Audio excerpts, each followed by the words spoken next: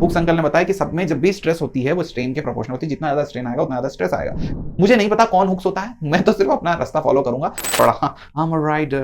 जिस जगह से बॉटल मुड़ गई है यहाँ पर, ये जगह को हम बोलेंगे कि यहाँ पर इसने कैसा बिहेवियर शो कर दिया है। प्लास्टिक बिहेवियर की डेफिनेशन सीखना चाह रहे हैं। प्लास्टिक बिहेवियर क्या होगा जो एक बार बदल गया तो फिर वापस नहीं आएगा। तो तुम क्या फील करोगे? You will feel stress. हो भाई पापा को बता दो और सॉल्व करना पड़ेगा। बेटा stress will be proportional to strain. जितना ज्यादा स्ट्रेन तुम्हारे हाथों से, शरीर से, गालों से, सब करके बताया बेटा ऐसे करके। पूरी हिम्मत लगा रहा है, नहीं मैं नहीं टूटूंगा, नहीं मैं नहीं टूटूंगा, नहीं मैं नहीं टूटूंगा, नहीं मैं पूरी ताकत। स्ट्रेस अगर झेल पा रहे हैं तभी ये पिलर काम के, अदरवाइज ब्रिज कोलैप्स हो जाएगा।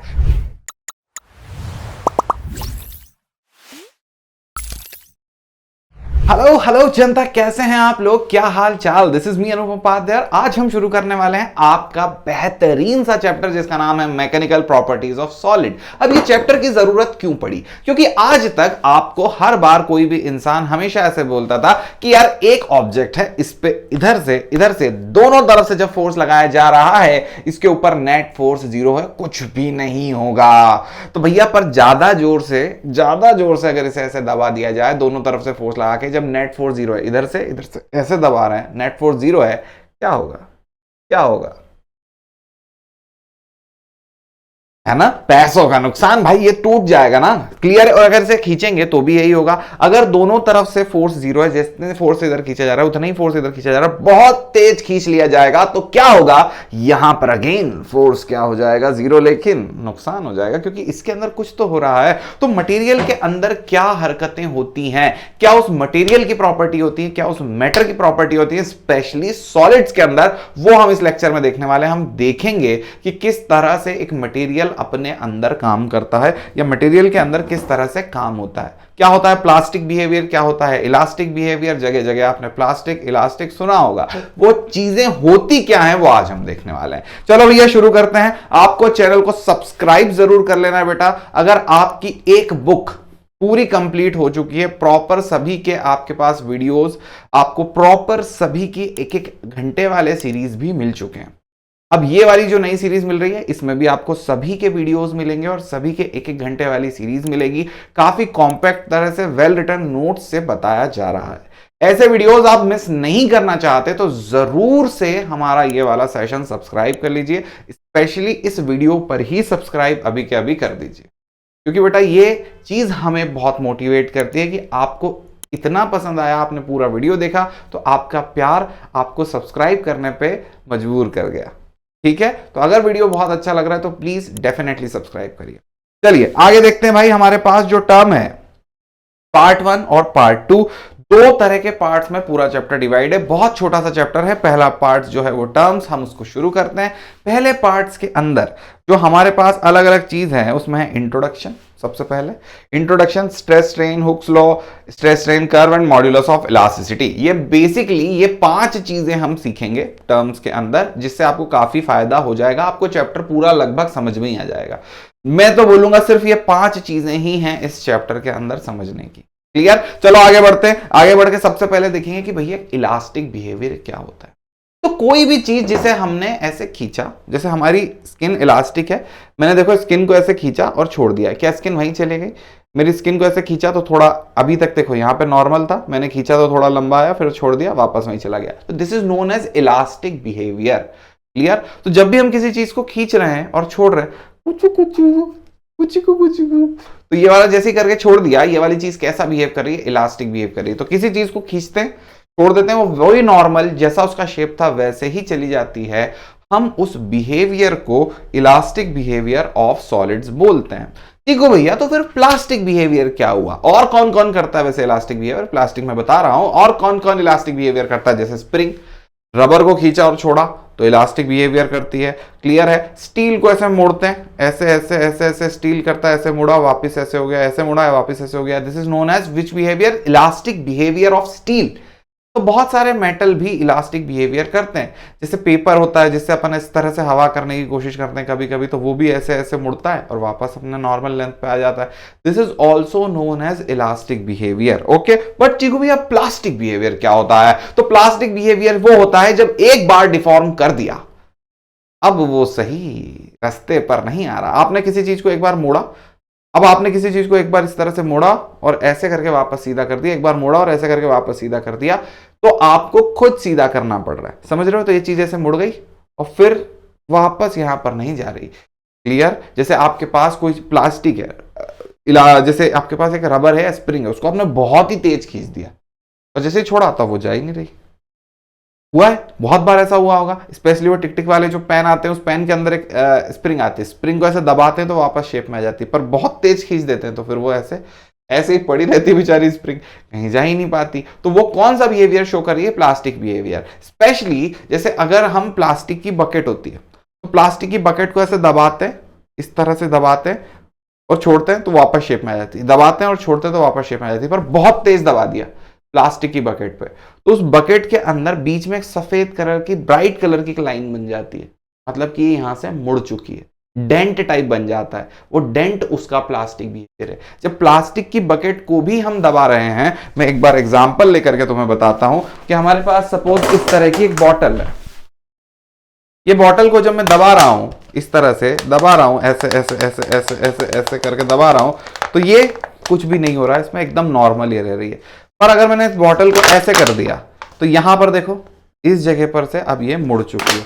अब जिस जगह से ये मुड़ चुकी है, जिस जगह से बॉटल मुड़ गई है, यहां पर ये जगह को हम बोलेंगे कि यहां पर इसने कैसा बिहेवियर शो कर दिया है? प्लास्टिक बिहेवियर शो कर दिया, मतलब परमानेंट इसके अंदर डिफॉर्मेशन आ गया। अब वो डिफॉर्मेशन जो उसके अंदर आ गया वो रहने वाला।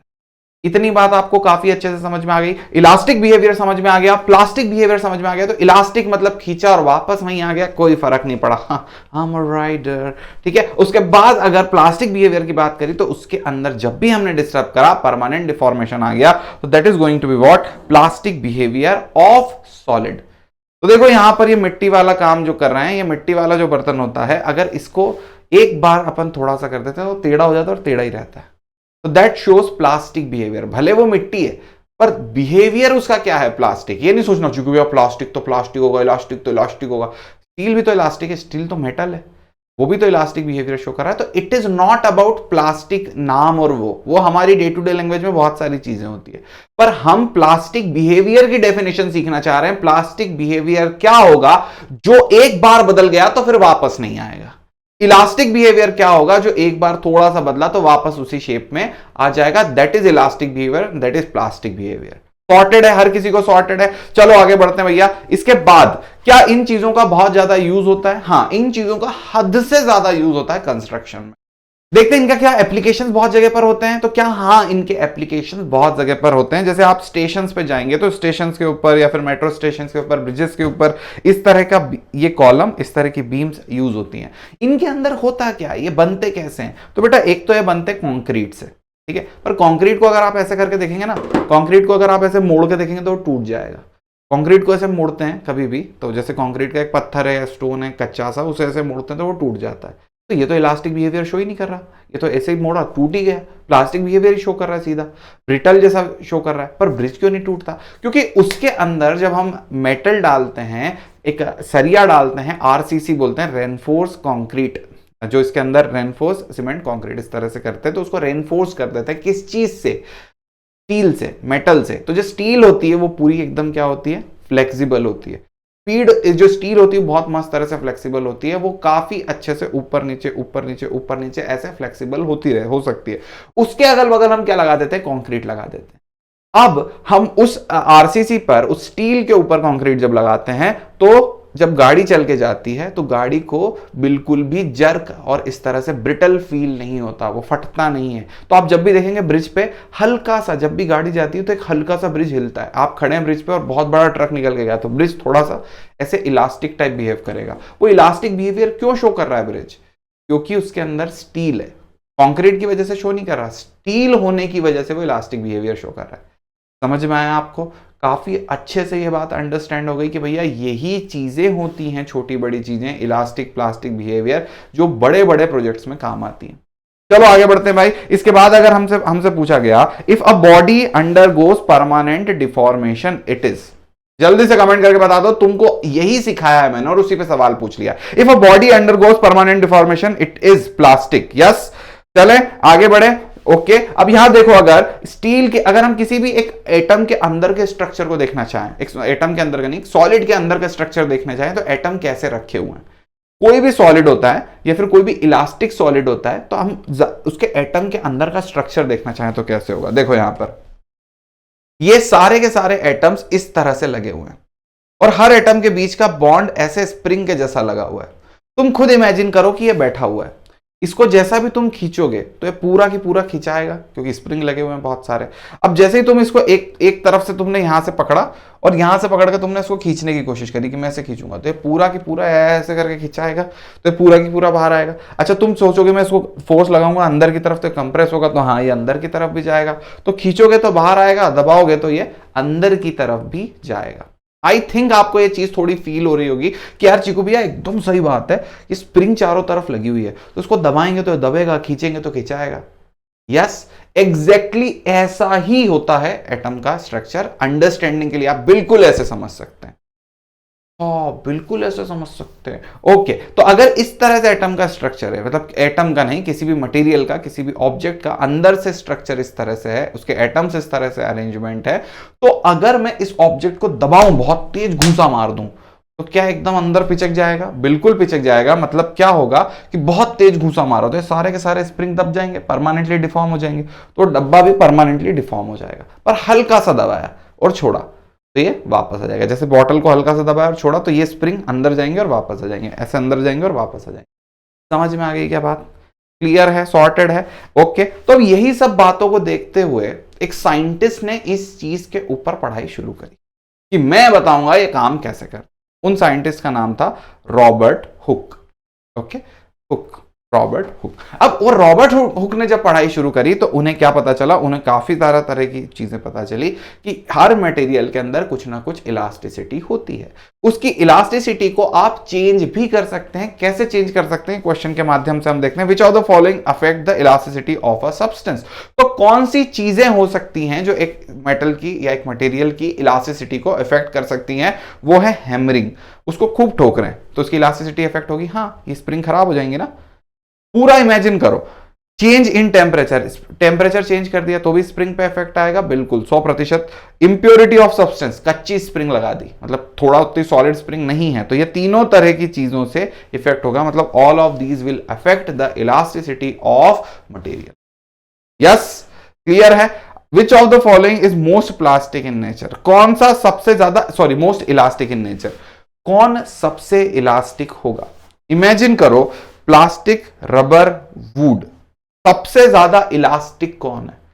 कौन इलास्टिक फील हो रहा है सबसे ज्यादा आपको? बताओ भैया। Rubber, obviously rubber will be more elastic. Would थोड़ी इलास्टिक होता है, इतना इलास्टिक नहीं होता। हाँ वुड की डंडी इलास्टिक होती है, आपने देखा होगा, ऐसे ऐसे करते तो जुक जुक जुक जुक जुक, कुछ डंडी ऐसे आवाज भी करती है ऐसे, समझ रहे हो? तो वो इलास्टिक होती है, पर वुड, रबर जितनी इलास्टिक नहीं होती है। प्लास्टिक इलास्टिक होता है पर उतना ज्यादा भी, क्योंकि प्लास्टिक उतना ज्यादा जबरदस्त इलास्टिक नहीं होता है जितना रबर होती है, ठीक? क्योंकि रबर को खींचोगे तो बहुत खिंचाएगी, प्लास्टिक इतना नहीं खिंचाता। सॉर्टेड है? अब अपन आगे चलते हैं और थोड़ा सा समझते हैं। प्लास्टिक इलास्टिक बिहेवियर हमें समझ में आ गया। इसकी स्टडी कौन कर रहा था? Robert Hooke. ये भी हमें समझ में आ गया कि रॉबर्ट हुक इसकी स्टडी कर रहे थे। अब हमें क्या समझना बाकी रह गया चिकू भैया? अब हम समझेंगे कि रॉबर्ट हुक ने क्या पढ़ा। रॉबर्ट हुक ने जब बात करना शुरू करी तो रॉबर्ट हुक ने कुछ बेसिक मुद्दों पे मुद्दा उठाया और उन्होंने कुछ चीजों पे बात करना शुरू करी, जैसे स्ट्रेस एंड। रॉबर्ट हुक ने सबसे पहले बोला कि आप किसी भी मटेरियल को, कोई भी मटेरियल है, किसी भी तरह का मटेरियल है, उस पे आप तीन तरह से डिफॉर्मेशन कर सकते हो। एक तो आप उसकी लेंथ पे डिफॉर्मेशन कर सकते हो। ध्यान से सुनिएगा बेटा, अब चैप्टर मुद्दे वाला चैप्टर जो है वो शुरू हो गया है। अगर आपको किसी के अंदर कुछ डिफॉर्मेशन करना है तो आप उसके लेंथ पे डिफॉर्मेशन कर सकते हो, आप उसके एरिया पे डिफॉर्मेशन कर सकते हो, या आप उसके वॉल्यूम पे डिफॉर्मेशन कर सकते हो। ठीक? एक अगर ऑब्जेक्ट है, 3D ऑब्जेक्ट है, 2D ऑब्जेक्ट है, 1D ऑब्जेक्ट है, जो भी ऑब्जेक्ट है, अगर आप उसकी लेंथ चेंज कर सकते हो, या तो आप उसका एरिया चेंज कर सकते हो, या तो आप उसका वॉल्यूम चेंज कर सकते हो। जब भी आप उसे डिफॉर्म करना चाह रहे हो, ये तीन तरह से डिफॉर्मेशन होगा। ठीक? सबसे पहले अपन पढ़ते हैं लेंथ वाला। तीन तरह से डिफॉर्मेशन होगा। सबसे पहले हम पढ़ेंगे लेंथ वाला। समझ में आ गया? पूरा चैप्टर एक ही बार में याद हो जाना चाहिए। चैप्टर क्या है? Elastic behaviour, plastic behaviour. Elastic behaviour permanent deformation नहीं होता, प्लास्टिक में परमानेंट हो जाता है। रॉबर्ट हुक ने पढ़ाई करना शुरू करी, बताया 3 तरह से कर सकते हैं, लेंथ, एरिया और वॉल्यूम से। लेंथ वाला देखते हैं कि लेंथ में कैसे चेंज कर सकते हैं किसी चीज को। तो सबसे पहले अपन देख रहे हैं लेंथ वाला, जिसे बोलेंगे लॉन्गिट्यूडनल। ध्यान से समझना इस चीज को, लॉन्गिट्यूडनल। ओके, तो लेंथ वाला is going to be equals to longitudinal, which means along length. समझिएगा, अलोंग लेंथ। तो अलोंग लेंथ में आप 2 तरह से करेंगे। एक होगा कंप्रेशन, जिसमें आप दोनों तरफ से फोर्स लगा रहे हैं, इसकी लेंथ कम करने के लिए आप दोनों तरफ से फोर्स लगा रहे हैं। एक होगा इलोंगेशन, जिसमें आप इसकी लेंथ बढ़ाने के लिए दोनों तरफ से फोर्स लगा के खींच रहे हैं। तो this is going to be compression, this is going to be elongation. ठीक ठीक ठीक ठीक, समझ गए क्या? ये वाला क्या होगा? इलोंगेशन। और ये वाला कौन सा है भैया? तुम्हें समझ में आ रहा है? फड़फड़ा तो नहीं रहा? ये वाला कौन सा है? अपने मन में ही बोलते रहो, कंप्रेशन। समझ गए? ये वाला हो गया कंप्रेशन, वो वाला हो गया elongation. Is it clear, sorted, clean? यहां बोलिए कि अगर मैंने इसे कंप्रेस किया तो क्या ये थोड़ा छोटा हो जाएगा? जल्दी बताओ, अगर मैंने इसे कंप्रेस किया तो क्या ये थोड़ा छोटा हो जाएगा? जल्दी बता दो, क्या ये थोड़ा छोटा हो जाएगा? हाँ, थोड़ा सा छोटा हो जाएगा, क्योंकि मैंने दोनों तरफ से फोर्स लगा के इसको कंप्रेस करा है। अच्छा, तो अगर मैं इसी चीज के बारे में बात करूं, कि भैया क्या ये इलोंगेट हो जाएगा? ये वाला, क्या ये इसको खींचूंगा तो ये इलोंगेट हो जाएगा? हाँ, ये पूरा क्या हो जाएगा? इलोंगेट हो जाएगा, मतलब ये थोड़ा सा बड़ा हो गया। ओके, इतनी बात समझ में आ गई? तो जब भी मैंने इसे कंप्रेस किया है, ये क्या हो गया? थोड़ा सा छोटा हो गया। और जब भी मैंने इसे खींचा है तो ये क्या हो गया? थोड़ा सा इलोंगेट हो गया। तो जब थोड़ा छोटा हुआ तो क्या है, मैं बोल सकता हूं कि ये डेल्टा एल छोटा हो गया, इसकी चेंज लेंथ में कुछ चेंज आ गया। पहले लेंथ एल थी, इसकी शुरू में लेंथ जो थी वो एल थी, इसकी भी शुरू में जो लेंथ थी वो क्या थी? एल थी। ओके, अब यहां तक आने में इसकी लेंथ कुछ छोटी हो गई, इधर से इधर तक आने में इसकी लेंथ देखो कुछ छोटी हो गई। तो लेंथ का चेंज कितना है? Delta L. डेल्टा एल इसकी लेंथ का चेंज है, और शुरू में जो लेंथ थी एल थी। तो डेल्टा एल अपॉन एल, इसके अंदर क्या आया है? चेंज आया है, per unit length delta L change आया है। दूसरे वाले में भी डेल्टा एल चेंज आया होगा। हाँ बिल्कुल, क्योंकि अब ये वाले की लेंथ कुछ अलग हो गई, एल डैश हो गई। पर जब यहां पर भी चेंज की बात करेंगे तो डेल्टा एल अपॉन एल यहां पर भी चेंज आया, तो इधर भी डेल्टा एल बाय एल, इधर भी डेल्टा एल बाय एल। दोनों जगह पर जो चेंजेस आए हैं वो आए हैं delta L by L. Every single one of you is super clear, super sorted. तो यहां पर जरा समझो, डेल्टा एल बाय एल दोनों जगह पर चेंज अलग अलग, मतलब इसमें बड़ा है, इसमें घटा है। तो लेंथ के अंदर चेंज आया है, एक के अंदर यहां पर कंप्रेशन हुआ है, एक के अंदर यहां पर इलोंगेशन हुआ है। जो भी चेंज आ रहा है वो लेंथ में आ रहा है, सॉर्टेड। जो भी चेंज आ रहा है अलोंग द लेंथ आ रहा है। अब इलोंगेशन और कंप्रेशन हुआ है, तो आपको समझ में आया? इसे अपन बोलेंगे ट्रेन, इसे अपन बोलेंगे स्ट्रेन, इसे हम बोलेंगे स्ट्रेन। क्या आपको बात समझ में आ गई? यहां पे क्या आया? स्ट्रेन। कौन सा स्ट्रेन होगा? ये लॉन्गिट्यूडनल स्ट्रेन। ये वाला लॉन्गिट्यूडनल में है स्ट्रेन, लॉन्गिट्यूडनल स्ट्रेन। पर यहां पर कंप्रेशन है तो हम इसे बोल देंगे कंप्रेसिव स्ट्रेन, कंप्रेसिव स्ट्रेन। यहां पे इलोंगेशन है, तो ये कौन सा वाला बताओ जरा? ये वाला कौन सा होगा? इलोंगेशन, मतलब ऐसे खींचा है, टेंशन लगाई है, तो इसे बोल देंगे tensile strain. Okay, tensile strain. Okay, तो ये वाला कैसा है? Compressive strain. एक को खींच लिया तो tensile strain, compressive strain, tensile strain, compressive strain, tensile strain, compressive strain, tensile strain. Yes और no? Every single one of you are getting it? Compressive strain है और टेंसाइल स्ट्रेन है। क्या यहां तक हर एक बात बहुत अच्छे से क्लियर है, क्लीन है, सॉर्टेड है? जल्दी से बता दो, compressive strain, tensile strain, compressive strain, tensile strain, है ना भाई? सॉर्टेड है। मुझे एक बात अब बता दो कि क्या आपको स्ट्रेन वाला पॉइंट क्लियर है? अब अगर हम इस चीज को और समझने की कोशिश करेंगे, थोड़ा और इसकी चीज के ऊपर ज्ञान के प्रकाश डालेंगे, तो स्ट्रेन आई क्यों? किसी भी चीज पर स्ट्रेन क्यों आई? आप दिमाग पे सुनते हैं, यार चीकू भैया स्ट्रेन आ गई यार, बहुत स्ट्रेन हो रहा है यार, ठीक है। चीकू नहीं, चीकू स्ट्रेन नहीं, हम तो स्ट्रेस बोलते हैं। हाँ, पर आपके नसों में स्ट्रेन आ जाता है ना, आपकी नसें खिंचा जाती है, तो that will be known as strain. Strain क्यों आता है? जब आपके शरीर में स्ट्रेस आता है, आप बहुत स्ट्रेस में होते हो तभी स्ट्रेन आता है, तो स्ट्रेस की वजह से आता है स्ट्रेन। ओके, तो हम यहां पर समझेंगे स्ट्रेस क्या होता है। तो ऐसे समझिए कि जब भी मैं किसी एक ऑब्जेक्ट पे, यहां कोई एरिया है, मतलब है लेंथ, मैं इसकी लेंथ बढ़ाने के लिए इस एरिया पे एक फोर्स लगा रहा हूं, ठीक है। तो ऐसा नहीं कि एक फोर्स लगाया, जैसे ये कोई भी ऑब्जेक्ट अगर दीवार पे, ये पेंसिल पूरी दीवार पे ऐसे चिपकी हुई है, ठीक है, तो ये चीज ऐसे दीवार पे पूरी चिपकी हुई है। अब मैं इसे खींच रहा हूं, तो चिपकी तो ये पूरा एरिया पूरे इस पे चिपका है ना, ये पूरा एरिया इस पूरे पे चिपका है ना, और जब मैं खींच रहा हूं तो ये पूरा इस पे चिपका हुआ खिंचा रहा है।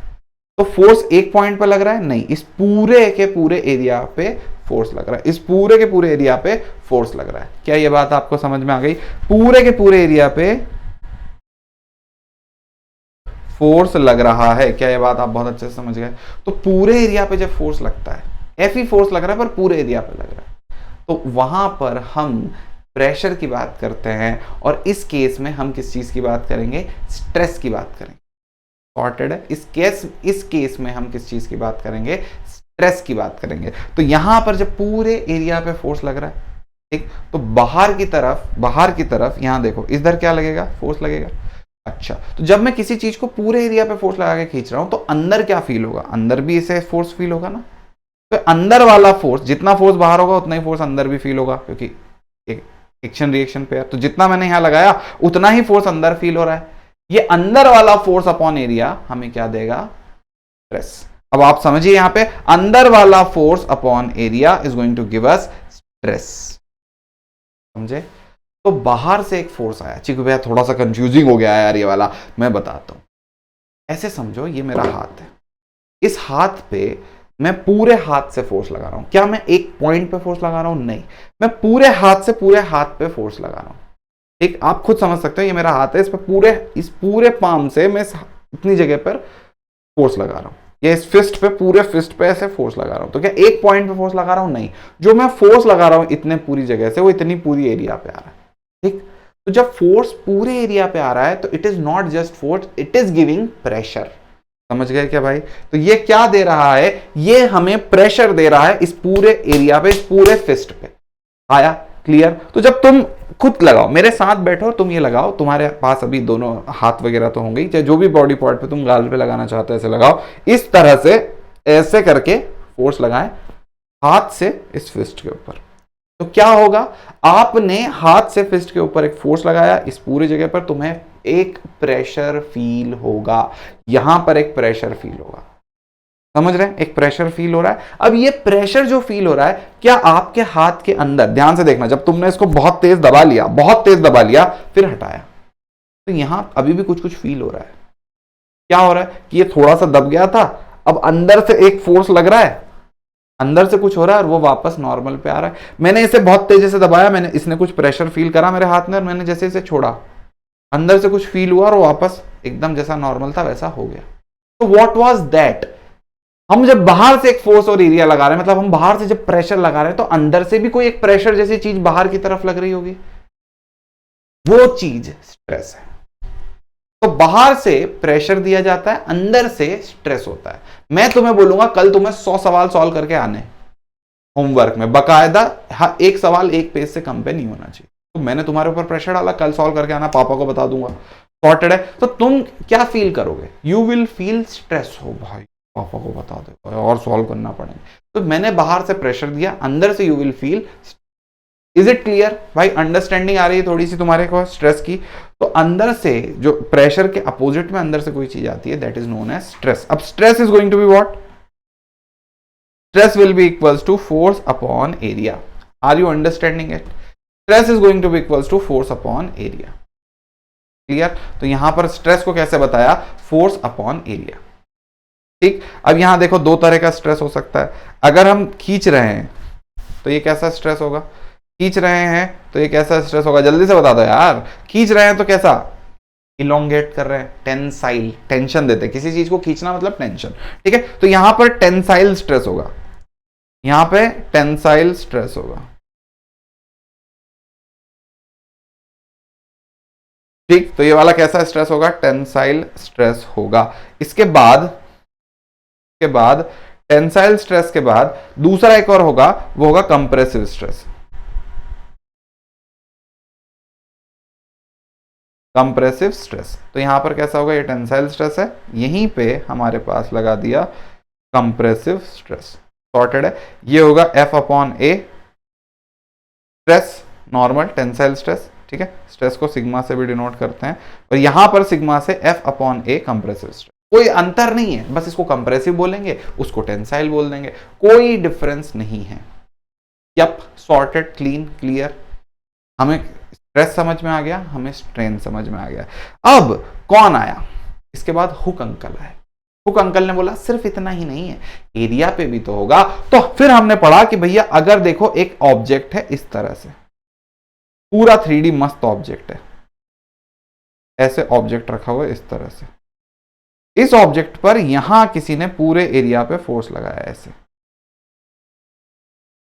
इस तरफ, इस एरिया पे, ये एरिया ए है, ठीक है, ये एरिया कैसा है, ए है। अब इस पूरे एरिया पे जब फोर्स लगाया तो वो ऐसे गया, समझ रहे हो कैसे फोर्स लगाया, जैसे यहां पर एक ऑब्जेक्ट है इस तरह से रखा हुआ है, मैं आपको दिखाता हूं, एक ऑब्जेक्ट है यहां इस तरह से रखा हुआ ये ऑब्जेक्ट, और इसके ये वाला जो एरिया ऊपर वाला, इस पे फोर्स लगाया आगे की तरफ, इस ऑब्जेक्ट के इस एरिया पे आगे की तरफ फोर्स लगाया ऐसे, समझ रहे हो, तो ये ऐसे रखा हुआ ऐसे फोर्स लगा रहे, पूरा हाथ से इस पूरे एरिया को ऐसे पकड़ा और फिर आगे की तरफ फोर्स लगाया।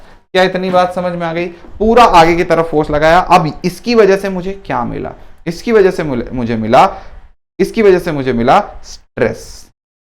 अब ये स्ट्रेस कैसा होगा, फोर्स पैरेलल अपॉन एरिया, इस बार फोर्स पैरेलल लगा, इस बार इस पे फोर्स इस तरफ लगा, पैरेलल लगा, तो फोर्स पैरेलल अपॉन ये वाला जो एरिया दिख रहा है तुम्हें, ये एरिया दिख रहा है तुम्हें, ये वाला एरिया और फोर्स उस तरफ, सॉर्टेड, फोर्स उस तरफ और ये वाला पूरा पैरेलल, तो फोर्स और ये area, every single one of you super sorted about this. अच्छा, अब मुझे एक बात बता दो, अगली बात कि अगर ये फोर्स है तो क्या होगा, इसमें इलोंगेशन होगा, क्या स्ट्रेन आएगा, हाँ इसमें भी स्ट्रेन आएगा। कैसे स्ट्रेन आएगा, तो देखो साइड व्यू से मैं बताता हूं।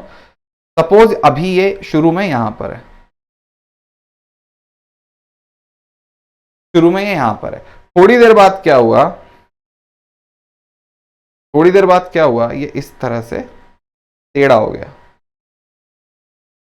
समझ रहे हो भाई, थोड़ी देर बाद क्या हुआ, ये इस तरह से टेढ़ा हो गया, इस तरह से, ओके। तो अब ये क्या हुआ, इसमें इलोंगेशन हुआ ना, इसके अंदर कुछ ना कुछ डिफॉर्मेशन आया है। तो पहले ये इतना मस्त फॉर्म में था, एकदम सॉलिड था, अब ये साइड से देख रहे हैं, इधर सामने से ऐसे देख रहे हैं ना, तो ऐसे देखा तो ये थोड़ा सा टिल्टेड हो गया, क्योंकि ऐसे करके खींच दिया तो बेचारा टिल्ट हो गया। अब टिल्ट होने के बाद सपोज ये यहां पर से x गया और ये वाली डिस्टेंस इसकी l है, ये जो इसकी ये है ये l है, तो इसका डिफॉर्मेशन जो इसके अंदर स्ट्रेन आया, वो स्ट्रेन को लिखने का तरीका होता है strain will be equals to x upon l। भाई हर एक प्राणी को समझ में आ रहा है, यहां पे स्ट्रेस कितनी थी, F अपॉन ए और डेल्टा एल बाय एल, यहां स्ट्रेन कितनी आ गई, x अपॉन एल। तो ये दूसरा वाला है, दूसरा वाला है, इसे अपन बोलते हैं शीयर। बेटा समझ गए, जब इस तरह से फोर्स लगाया जा रहा है शीयर, इसमें फोर्स किस पे लगाया जा रहा है, एरिया पे। पहले किस पे लगाया था, लेंथ पे, ओके। फर्स्ट वाले में क्या लगाया था, लेंथ पे, दूसरे वाले में किस पे लगा रहे हैं, एरिया पे। तो ये है शीयर स्ट्रेस, क्योंकि स्ट्रेस है, शीयर वाला स्ट्रेस तो शीयर स्ट्रेस, और यहां पर स्ट्रेन आया तो जिसे इसे बोलेंगे शीयर स्ट्रेन। सॉर्टेड है, कोई दिक्कत परेशानी नहीं, समस्या नहीं है। थर्ड वाला देखते हैं, थर्ड वाला होगा बल्क, थर्ड वाले का नाम लिखा जाएगा बल्क, हल्क, बल्क, ठीक है, तो एकदम बल्क है, बड़ा वाला, वॉल्यूम की बात की जा रही है, ठीक है। तो ये वाला किसके लिए होगा, वॉल्यूम। अब वॉल्यूम के लिए बनाया जा रहा है, तो समझो किसी भी चीज पर अगर हमने ऐसे कोई भी है, सपोज लड्डू है, गणेश चतुर्थी वाला माहौल, चिकू भैया लड्डू मोदक, अब मोदक यहां पे रखा हुआ, मोदक को दबाया जा रहा है। तो जब हम मोदक बड़ा होता है थोड़ा सा, जब हाथ में से चूरा वूरा लेते हैं तो बड़ा होता है, और जैसे उसको दबाते हैं वो छोटा सा हो जाता है, यही होता है। तो जब छोटा सा हो जाता है मोदक, वो छोटे से मोदक के लिए, वो छोटे से मोदक के लिए क्या हम बड़े अच्छे से लिख सकते हैं कि भैया एक पूरा की पूरा ऐसे वॉल्यूम था, उसको हमने चारों तरफ से हर डायरेक्शन में से दबाया, ठीक है, ऊपर नीचे आगे पीछे हर डायरेक्शन में से दबाया, हर डायरेक्शन में से हमने उसे दबाया तो क्या हो गया, हर डायरेक्शन में से हमने उसे दबाया तो क्या हो गया कि वो छोटा हो गया था, समझे। अब उसका शेप छोटू हो गया है, पहले उस मोदक का शेप बड़ा हुआ करता था ऐसे, समझ गए? तो अब उसका शेप क्या हो गया, थोड़ा छोटू हो गया। कैसे हुआ, कैसे हुआ, कैसे हुआ, कैसे हुआ, कैसे हुआ, कैसे हुआ? वो पूरा की पूरा पिचक के छोटू हो गया। तो पहले बड़ा था, फिर हमने चारों तरफ से उसको दबाया, पिचक के उसको छोटू कर दिया। छोटू कर दिया तो ये आ गया डेल्टा वी अपॉन वी। समझे? Change in volume upon volume, delta V by V. ये आ गया हमारे पास इसका स्ट्रेन। ये कौन सा होगा? बल्क स्ट्रेन, क्योंकि बल्क में स्ट्रेन है और वॉल्यूम में भी है, तो वॉल्यूम में स्ट्रेन है, तो इसे बोल सकते हैं volumetric strain. Volumetric strain, bulk strain, volumetric strain, bulk strain, volumetric strain. Every single one of you super clear, super sorted. Okay, तो हमारे पास क्या है? वॉल्यूमेट्रिक स्ट्रेन है और बल्क स्ट्रेन। यस, सॉर्टेड है। थोड़ा और इसे अच्छे से देखा जाए तो हमें पूछा, इसमें हमें पूछा जाए कि भैया चीकू भैया यहाँ पे स्ट्रेस क्या होगा? बल्क स्ट्रेस वगैरह भी तो होगा। तो यहाँ पे बल्क स्ट्रेस सीधा प्रेशर ही आ जाएगा, क्योंकि हम चारों तरफ से, जब इसके चारों तरफ क्या होगा? वॉल्यूम है, और वॉल्यूम के चारों तरफ होता है एरिया। जो पूरे एरिया को हम दबा रहे हैं, पूरे एरिया पे हम फोर्स लगा रहे हैं, क्योंकि एक सरफेस एरिया होता है ना, किसी भी वॉल्यूम, कोई वॉल्यूम है 3D है, उसका क्या होगा? Surface area. उसको हम चारों तरफ से दबा रहे हैं, तो एक एरिया के ऊपर हम फोर्स लगा रहे हैं, तो हम क्या लगा रहे हैं? प्रेशर। तो यहां पर जो बल्क स्ट्रेस होने वाला है वो प्रेशर ही होने वाला है, तो हम यहां पर लिख देंगे pressure. Is it clear, clean, sorted? तो हम यहां पर जो बल्क स्ट्रेस लगाएंगे वो क्या लगाएंगे? Pressure is going to be equals to bulk stress. क्या इतनी बात समझ में आ गई? Pressure is going to be equals to what? Bulk stress. Yes, clear है, सॉर्टेड है। चलें आगे बढ़े। अब यहां देखो भैया, यही सारी चीज मैंने आपको बताई है। बल्क स्ट्रेस क्लियर है, टेंसाइल स्ट्रेस क्लियर है, लॉन्गिट्यूडनल स्ट्रेस क्लियर है, और शियर स्ट्रेस भी क्लियर। एक बार मैं पूरी की पूरी चीजों को समराइज फिर से करूंगा। यहां हर एक चीज वैसे की वैसे थ्योरी वाले पार्ट में जो भी आपको पढ़ने की जरूरत है सब कुछ क्लियर है। ठीक, स्ट्रेन का डायमेंशनल कांस्टेंट क्या होगा भैया? क्या होगा स्ट्रेन का डायमेंशन? क्या होगा इसका स्ट्रेन का डायमेंशन? जल्दी से बताएं कैसे होगा स्ट्रेन का डायमेंशन? कैसे निकालोगे तुम स्ट्रेन का डायमेंशन? तो strain will be equals to delta L upon L, मतलब लेंथ अपॉन लेंथ। अरे भाई चीकू भैया, लेंथ अपॉन लेंथ, कच कच, डायमेंशन लेस। हाँ या ना, समझ में आया क्या भैया? डायमेंशन लेस हो गया। अब लॉन्गिट्यूडनल स्ट्रेन वगैरह ये सारी की सारी चीजें हमने पहले ही देख रखी, शेयर स्ट्रेन वगैरह भी हमने देख रखा है। चीकू भैया, inter atomic distance are least in, ये तो बहुत ही फर्जी सा सवाल हो गया। किसकी इंटर एटॉमिक? दो एटम के बीच की डिस्टेंस सबसे कम किस में होती है? सॉलिड्स में, ऑब्वियसली। अच्छा, what is the difference between pressure and stress? क्या ये बात मैंने आपको काफी अच्छे से समझाई थी? एक बार फिर सोचिए कि जब भी हम किसी ऑब्जेक्ट के ऊपर प्रेशर लगा रहे हैं, तो pressure we are doing from the outside and stress that is coming from the inside of the body. ठीक है, तो जब हम किसी ऑब्जेक्ट पे, जैसे ये ऑब्जेक्ट है, इस पे मैंने बाहर से फोर्स लगाया, एरिया दिया, तो वो प्रेशर है, और इसके अंदर से जो काउंटर एक्टिव चीज आ रही, क्योंकि ये तो पिचक जाना चाहिए था ना, मैंने फोर्स लगाया, इधर लगाया, तो पिचक जाना चाहिए था। अगर अंदर स्ट्रेस नहीं होगा तो क्या होगा? पिचक जाएगा। जैसे सपोज अभी ये एक ऑब्जेक्ट है हमारे सामने, इस ऑब्जेक्ट को मैं ऐसे दबा रहा हूं, तो पिचक नहीं रहा। क्यों? क्योंकि जब मैं इस पे फोर्स लगा रहा हूं, ये अंदर से स्ट्रेस लगा रहा है। ठीक है, तो ये हैंडल कर पा रहा है। पर अगर मैंने इसके अंदर से ये ऑब्जेक्ट जो भी इसके अंदर है इसे निकाल दिया, अब ये खाली है। अब ये खाली है, मैंने इसे दबाया, पिचक गया ना, पिचक गया ना। क्यों? क्योंकि अंदर से स्ट्रेस नहीं लगा पाया। तो यही है जो प्रेशर के अगेंस्ट में लगता है वो क्या होता है? स्ट्रेस होता है। सॉर्टेड हो गया है, काफी अच्छे से फीलिंग आ गई भैया। ठीक, ये पूरा की पूरा दूसरे तरह की जो चीजें हैं वो भी आप लिख सकते हो। क्लियर है, सॉर्टेड है, क्लीन है। अब अगली चीज ये है कि अब load of 4 kg is suspended from a ceiling through a wire of radius इतना, टेंसाइल स्ट्रेस इतना, developed when the equilibrium is achieve.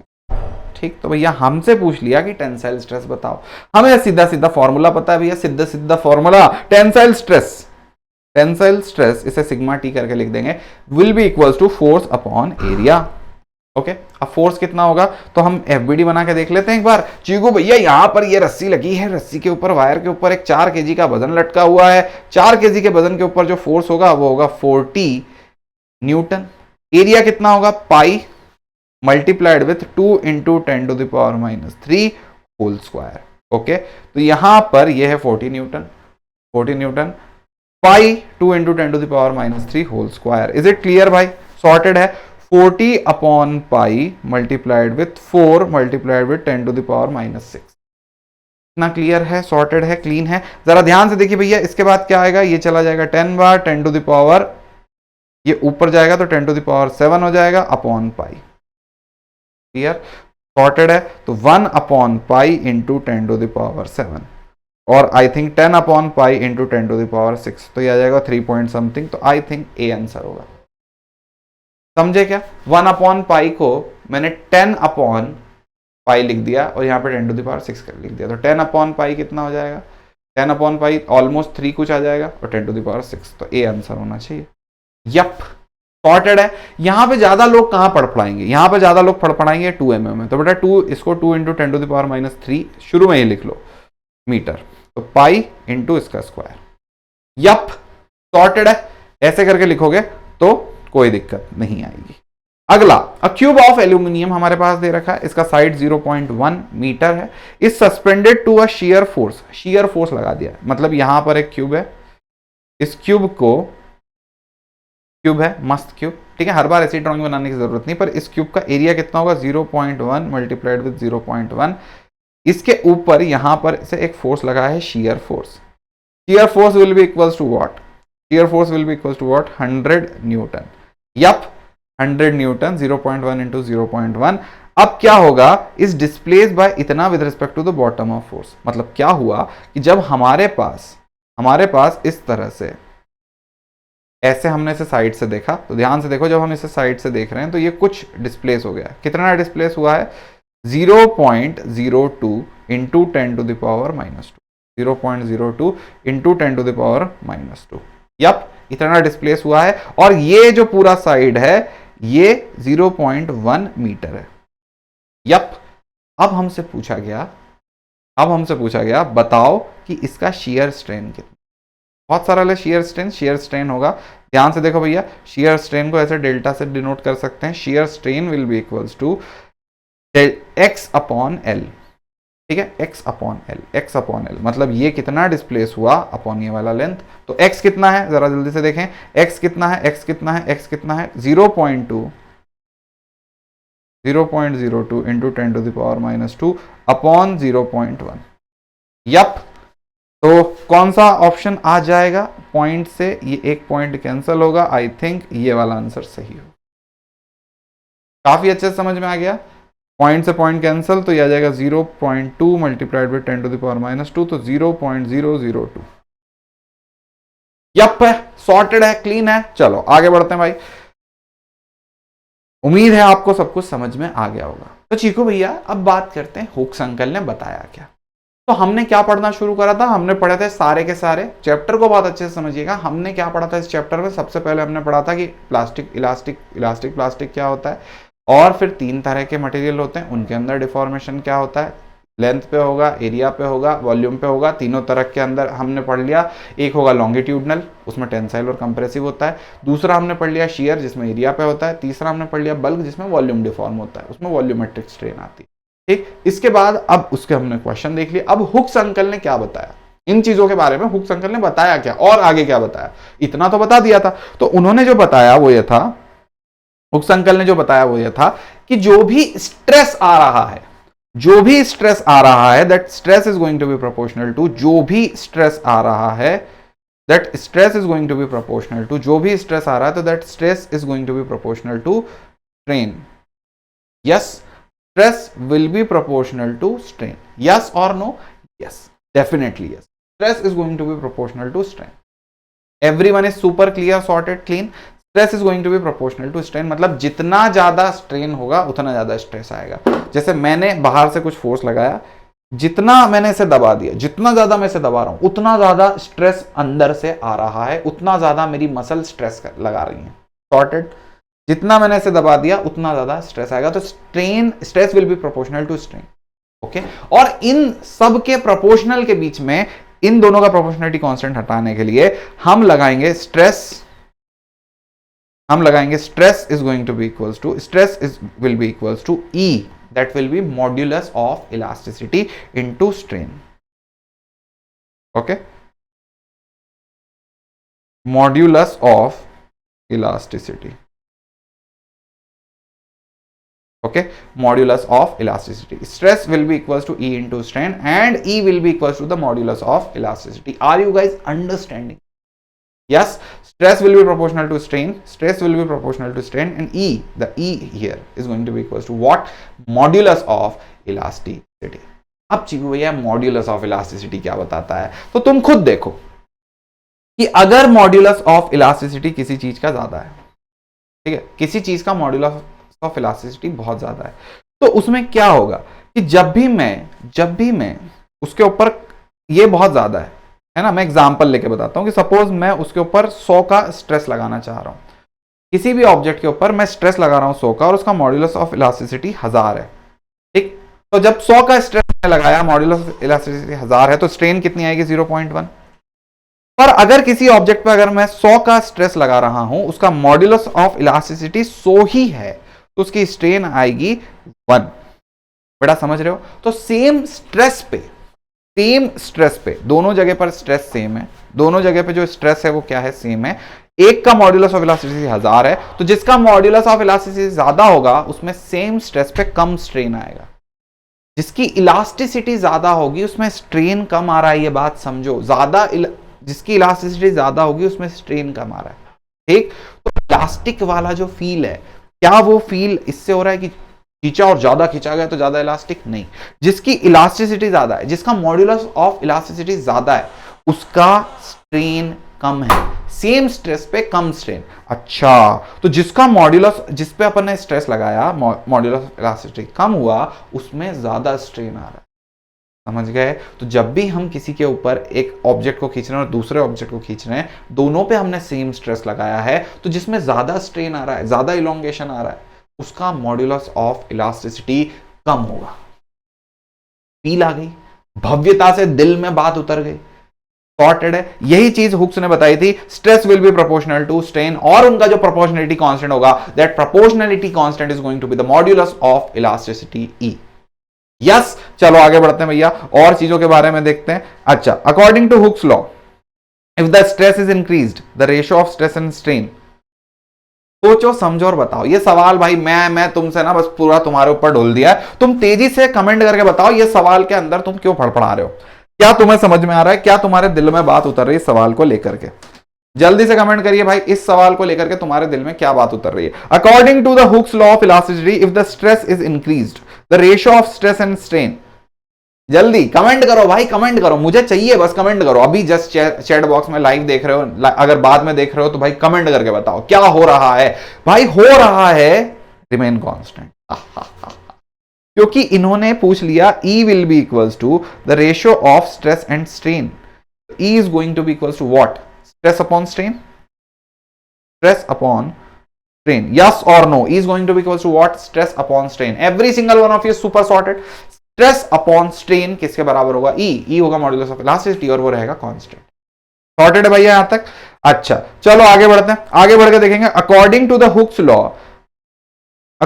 The Hooke's law, small deformation stress is directly proportional to strain, inversely proportional to strain, constant. What it will be directly proportional to? बेटा stress will be proportional to strain. जितना ज्यादा strain तुम्हारे हाथों से, शरीर से, गालों से, सब करके बताया बेटा, ऐसे करके सॉर्टेड है ना। अब यहां पर देखिए, अगर uniform cube is subjected to the volumetric compression, एक यूनिफॉर्म क्यूब है उसको वॉल्यूमेट्रिक कंप्रेशन पे सब्जेक्ट कर दिया, if each side is decreased by 1%, then bulk strain will be. तो ये चीज मैं आपको सॉल्व करना सिखाता हूं। कई बार ये तरह का क्वेश्चन आएगा, शायद आपको सॉल्व करते ना आ रहा हो। ये यूनिट एंड मेजरमेंट से इसका लेना देना है, एरर वाले पार्ट से। फड़फड़ा है ना। यहां पर देखें कि अगर हमारे पास एरिया दे रखा है, अगर हमारे पास वॉल्यूम दे रखा है, तो volume will be equals to a cube होता है। अगर हमारे पास वॉल्यूम दे रखा है तो ये volume will be equals to a cube होगा। तो क्या हम यहां पर delta V by V is equals to 3 times delta a by a लिख सकते हैं?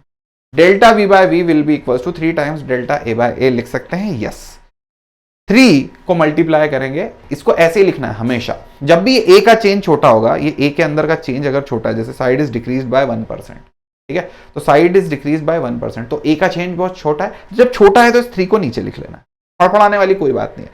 ए को, इस 3 को नीचे लिख लिया, बहुत सिंपल। अगर ए स्क्वायर होता तो 2 को नीचे लिख लेते, बिल्कुल कोई भी फड़फड़ाने वाली बात यहां पर नहीं है। अब 3 को मल्टीप्लाई करेंगे डेल्टा ए बाय ए से, डेल्टा ए बाय ए होगा 1%, 1 को लिखेंगे 1/100, तो कितना होगा 3/100, that will be 0.03। Yup, sorted है, क्लियर है, बहुत ही बढ़िया। चलो भैया, इतना सबको समझ में आ गया। अब यहां पर अगली चीज हमारे पास एक और दे रखी, अब 0.4 metre long copper wire of cross sectional area इतना is stretched by the force इतना, sorted, stretched by the force इतना, तो स्ट्रेस विल बी, तो आपको क्या करना है, आपको क्या करना है, इसका एरिया दे रखा है, ये दे रखा है, एरिया दे रखा है, ये दे रखा है, तो आपको स्ट्रेस निकालने के लिए फोर्स अपॉन एरिया लिखना है। फोर्स आप लिखोगे 4.8 इंटू 10⁻3, एरिया आप लिखोगे 1.2 इंटू 10⁻⁻4। -4 क्यों करा चीकू भैया? अरे भाई यूनिट कन्वर्ट नहीं करोगे, फिर बोलोगे चीकू भैया गलत हो गया, बस यूनिट ही कन्वर्ट नहीं करी। अरे भाई करना पड़ेगी, समझ में आया क्या? यहां पे ये 10⁻3 इस तरह से हमारे पास आंसर आ जाएगा। Yup, sorted, clean, clear, answer दिख भी रहा है तुम्हें। चलो भैया आगे बढ़ते हैं, एक और सवाल आप लोगों के सामने है, ये सवाल को आपको सॉल्व करके कमेंट सेक्शन में बताना है।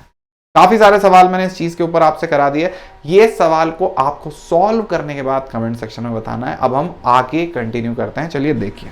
अगला पार्ट हमारा होने वाला है stress strain curve. Stress strain curve में क्या करेंगे?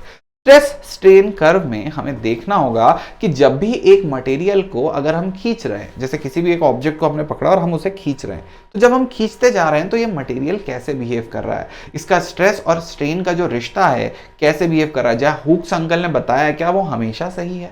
बिल्कुल वैसे ही हमेशा बिहेव करता है, कुछ अलग तरह से, कुछ अजीब तरह से बिहेव करता है। ठीक है, तो चलो आओ देखते हैं जरा कि किस तरह से एक ऑब्जेक्ट बिहेव करेगा जब हम उसे खींच रहे होंगे, और हम उसको खींचने का जो फोर्स है वो बढ़ाते जा रहे हैं, उसके ऊपर जो स्ट्रेस है ना हम बढ़ाते जा रहे हैं।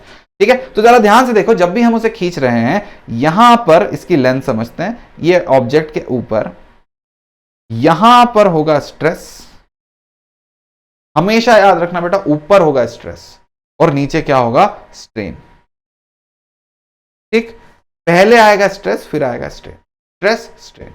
अब क्या हुआ कि जैसे ही स्ट्रेस स्ट्रेन में हमने ऑब्जेक्ट को खींचना शुरू करा, तो पहले ऑब्जेक्ट के अंदर कुछ डिफॉर्मेशन आया, अब ऑब्जेक्ट चलता जा रहा है, चलता जा रहा है, चलता जा रहा है, ऑब्जेक्ट के अंदर कुछ डिफॉर्मेशन आया, अब ऑब्जेक्ट ऐसे बढ़ता जा रहा है, बढ़ता जा रहा है, बढ़ता जा रहा है, इसके अंदर का डिफॉर्मेशन, ये ऑब्जेक्ट यहां तक चला गया। ठीक है, तो एकदम स्ट्रेट लाइन है, मतलब इस ऑब्जेक्ट, इस लाइन के लिए आप साफ साफ लिख सकते हैं stress will be proportional to strain, मतलब stress will be proportional to strain. Sorted है, सिग्मा इज स्ट्रेस होता है, डेल्टा इज स्ट्रेन होता है। मैं लिख ही देता हूं ताकि आप फड़फड़ा ना जाओ, stress will be proportional to strain.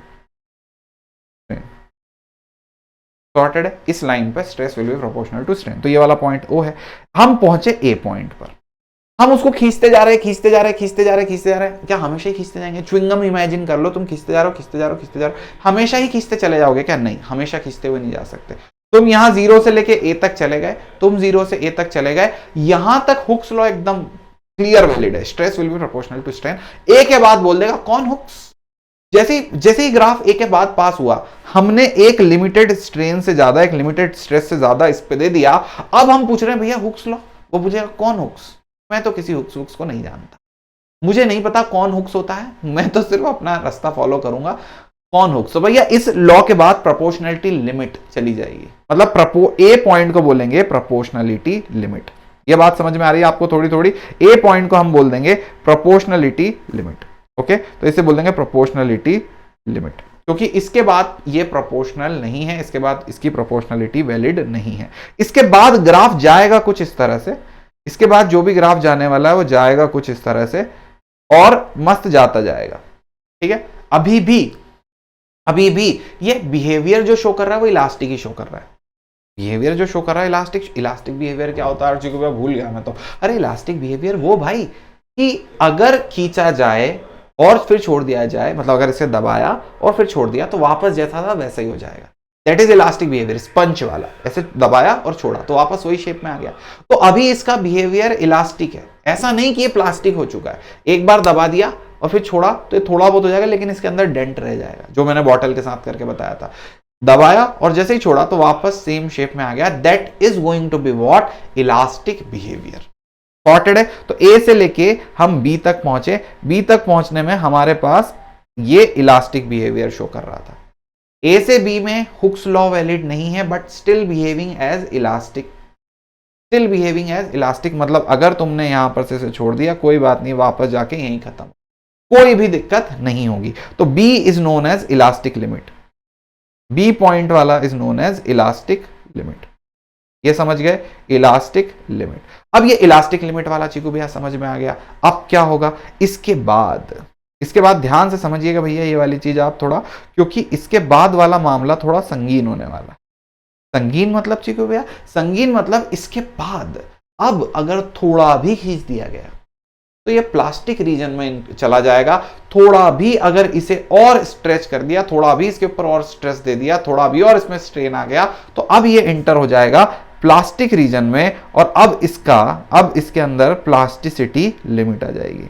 समझना इस बात को। तो अब इसके बाद ये इस तरह से जा रहा है, ठीक, इसके बाद ये इस तरह से जा रहा है, ऊपर ही ऊपर जा रहा है। अरे भाई, अब इसके बाद ये इस तरह से ऊपर ऊपर ऊपर ऊपर जाता जा रहा है, जाता जा रहा है, जाता जा रहा है, जाता जा रहा है, जाता जा रहा है। यहां पे ऊपर जाते जाते जाते जाते इस पॉइंट पे पहुंचा। तो ये जो रीजन में अब ये एंटर हो चुका है, ये रीजन कौन सा है? इस रीजन का नाम है प्लास्टिक रीजन। मतलब इस पॉइंट के बाद, बी पॉइंट के बाद, अब इसके अंदर कुछ ना कुछ डिफॉर्मेशन रह ही जाएगा। तुमने खींचा और तुम छोड़ भी दोगे तो भी जब बाद में कोई इंसान देखेगा तो उसको पता चल जाएगा कि ये ऑब्जेक्ट को खींचा गया है, इस ऑब्जेक्ट को डिफॉर्म किया गया है, क्योंकि तुमने इतना ज्यादा खींच दिया कि जब छोड़ोगे तो उसके अंदर इलोंगेशन दिखेगा। जैसे कपड़ा होता है, कोई भी चीज होती है जिसको खींचते हैं और छोड़ते तो वहीं रह जाता। तुमने खींचा और इतनी ताकत से खींच दिया कि अब तो भाई उसके अंदर थोड़ा सा वो खींचा खींचा सा दिख रहा है। समझ गए भाई? काफी अच्छे से आपको ये बात बहुत अच्छे से क्लियर हो गई कि उसने वो कुछ ना कुछ डिफॉर्म शेप अब रह जाने वाला है। अब अपन आगे धीरे धीरे चलते चलते इसमें एक पॉइंट पर, जो पॉइंट होगा सी। सी कौन सा पॉइंट है? सी वो पॉइंट है जिसमें हमें दिखेगी मैक्सिमम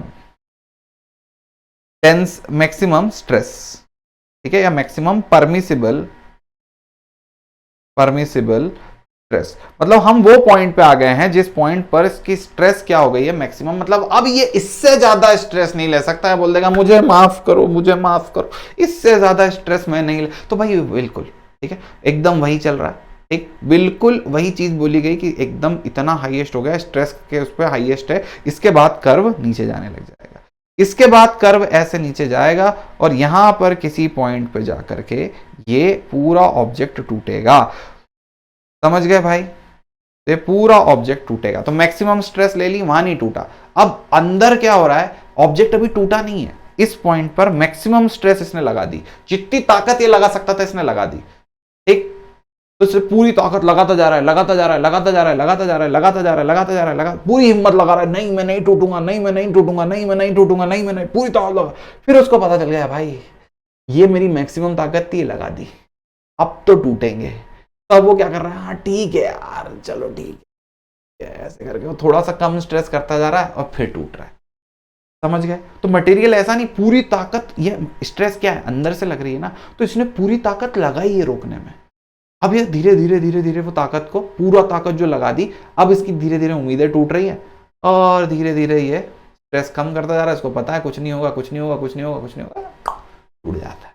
समझ गए क्या? क्लियर है? सॉर्टेड है? ये पॉइंट जो आया यहां पर हमारे पास, इस जगह पर, ये पॉइंट है डी पॉइंट। डी पॉइंट को हम बोलेंगे फ्रैक्चर पॉइंट। ये होगा फ्रैक्चर पॉइंट, ठीक है, फ्रैक्चर पॉइंट या ब्रेकिंग पॉइंट, जो भी तुम बोल सकते हो। यहां पे जाके वो टूटा। इस तरह से स्ट्रेस स्ट्रेन का कर्व होता है। ये शेप बहुत अलग बुक में अलग अलग तरह से होते हैं, पर आपको समझ में आना चाहिए मोटा मोटी कि इसी तरह से शेप है। और इस शेप में सबसे मस्त बात यह है कि ये जो आपको यहां पर ये लाइन दिख रही है, इस लाइन के इस तरफ वाला रीजन प्लास्टिक रीजन है, ठीक, प्लास्टिक रीजन। और इस तरफ वाला जो रीजन है, ये वाला, this is going to be elastic reason.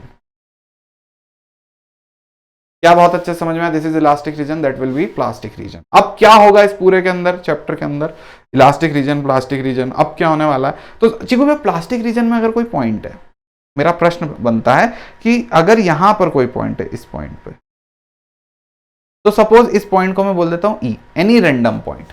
अब ये पॉइंट को अगर मैं डिक्रीज करता हूं यहां पर से, मैं बोलता हूं कि अब मैं स्ट्रेस नहीं हटा रहा, बाहर मैंने इतने पॉइंट तक इसे दबाया और छोड़ दिया, समझ रहे हो, मतलब मैं दबा रहा हूं तो वो ए पे गया, फिर मैंने और तेज दबाया तो वो बी तक पहुंच गया, मतलब उसमें इतना बी तक जाने वाला स्ट्रेन आ गया, फिर मैंने खींचा तो वो ई तक चला गया, ई वाला स्ट्रेन आ गया, ठीक है, मैंने इतनी तेज दबाया वो ई पॉइंट तक पहुंच चुका है दबाने पर, अब मैं बाहर से रिलीज कर दे रहा हूं तो ये अंदर से वापस रिफॉर्म होगा, जो मैंने डिफॉर्म करा तो वापस रिफॉर्म होगा।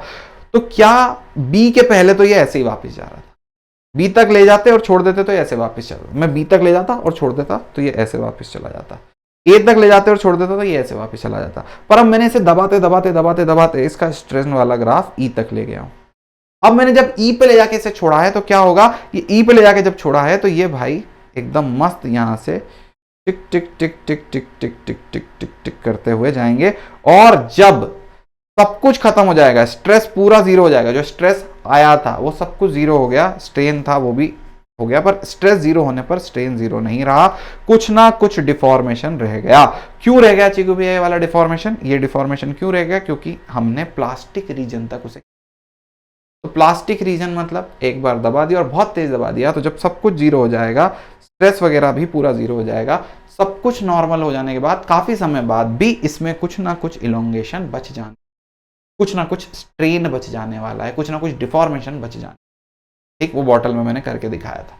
सॉर्टेड है, स्ट्रेस स्ट्रेन कर्व सॉर्टेड है या नहीं है, स्ट्रेस स्ट्रेन कर्व सॉर्टेड है या नहीं है, आई थिंक आपको ये पूरा के पूरा कर्व काफी अच्छे से सॉर्टेड होगा, ठीक है, यहीं पे सारे point A B C D करके ई करके बताए गए हैं। कर्व का देखो अलग अलग तरह के शेप है, मैंने थोड़ा इस तरह से बताया है, इन्होंने थोड़ा ज्यादा ड्रामेटिक तरह से बताया है, आपको ये कर्व का शेप याद रखना, ठीक। अच्छा, यही सेम कर्व जो है, यही सेम कर्व है वो ब्रिटल के लिए भी मैं आपको दिखाता हूं, ब्रिटल के लिए ये कर्व कैसे बनता है। ब्रिटल अगर हमारे पास कोई मटेरियल है वो ब्रिटल है, ठीक, तो जैसे ये कर्व का शेप लोग इस तरह से ड्रॉ कर रहे हैं ऐसे, तो ब्रिटल के लिए कर्व का शेप सिंपल ऐसे होगा, इतना अजीब सा होगा, बस गया और टूट गया, कोई खींचातान कुछ भी नहीं, ऐसे गए और टूट गया ब्रिटल, दैट्स इट, खत्म, ठीक, सॉर्टेड। तो इसी तरह से इनकम्प्लीट सा शेप होगा ब्रिटल के लिए, ये डक्टाइल है, थोड़े जिन्हें खींचा जा सकता है, ये ब्रिटल हैं जिन्हें उतना खींचा नहीं जा सकता, उसके लिए शेप इस तरह से होगा, छोटू सा, सॉर्टेड है, क्लियर है, क्लीन है, हर एक चीज जो भी मैंने आपको बताई वो हो जाएगी। अच्छा चिकू भैया इलास्टिक वाला, परफेक्टली इलास्टिक वाला कोई एग्जांपल है क्या? हाँ बेटा, आपके दिल में जैसे रबर होती है, ये दिल के अंदर यहाँ एक टिश्यू होता है आवर्टा करके, तो ये वाला क्या बता, आवर्टा ही बोलते हैं, सही बोला हो तो बता देना मेडिकल वाले बच्चे। यहाँ पर देख लेना भैया कि इस तरह से जब मैंने इसे खींचा है तो ये अलग अलग तरह के इशू होते हैं, ये बिल्कुल एकदम मस्त वाले इलास्टोमर होते हैं, ये लार्ज स्ट्रेन ले सकते हैं, इन्हें अच्छा खींच दो और छोड़ दो, वापस नॉर्मल लेंथ पे आ जाएंगे, तो ये अच्छी लार्ज स्ट्रेन ले सकते हैं, ये हमेशा उसके बाद भी प्लास्टिक बिहेवियर ही शो करेंगे। रबर जैसे खूब खींचा और छोड़ दिया तो वापस वहीं आ गया, कोई इलास्टिक वो वाला इन्होंने प्लास्टिक बिहेवियर शो नहीं करा, इलास्टिक बिहेवियर ही शो करा है, पूरा खींचा और छोड़ा वापस सेम लेंथ पे आ गए, दिस इज इलास्टिक बिहेवियर। हर्ट, आपने देखा होगा मेंढक का वो गला होता है, ट्र ट्र करता है, तो ऐसे फुला लेता है, ऐसे बंद कर लेता है, तो वहां परमानेंट डिफॉर्मेशन नहीं आ रहा, क्योंकि वो शो कर रहा है इलास्टिक बिहेवियर, वो जिस टिश्यू से बना हुआ है that tissue is showing elastic behaviour. तो लंबा स्ट्रेन, बहुत ज्यादा स्ट्रेन देने के बाद भी वो नॉर्मल लेंथ पर आ जा रहा है, एकदम नॉर्मल हो जा रहा है, because it is showing elastic not plastic behaviour. Yep, sorted है। चलो आगे बढ़ते हैं। इलास्टोमर का ग्राफ कुछ इस तरह से भी होता है बेटा, देख लो, जो इलास्टोमर होते हैं बहुत ज्यादा स्ट्रेन दिखाते हैं, इलास्टोमर अलग तरह से सब्सटेंस होता है, उनका ग्राफ इस तरह का होता है, तो ये चीज तुम्हें याद रखनी, एनसीईआरटी का पॉइंट है। इलास्टोमर्स बिहेव्स लाइक दिस, उनका ग्राफ कुछ इस तरह का दिखता है, ये चीज तुम्हें याद रखनी है। जो फ्रॉक के वाला टिश्यू होता है ट्रटर करने वाला, रबर्स या फिर इलास्टिक्स या फिर हमारे हार्ट का जो आर्टर टिश्यू, सबका ग्राफ इस तरह से होता है।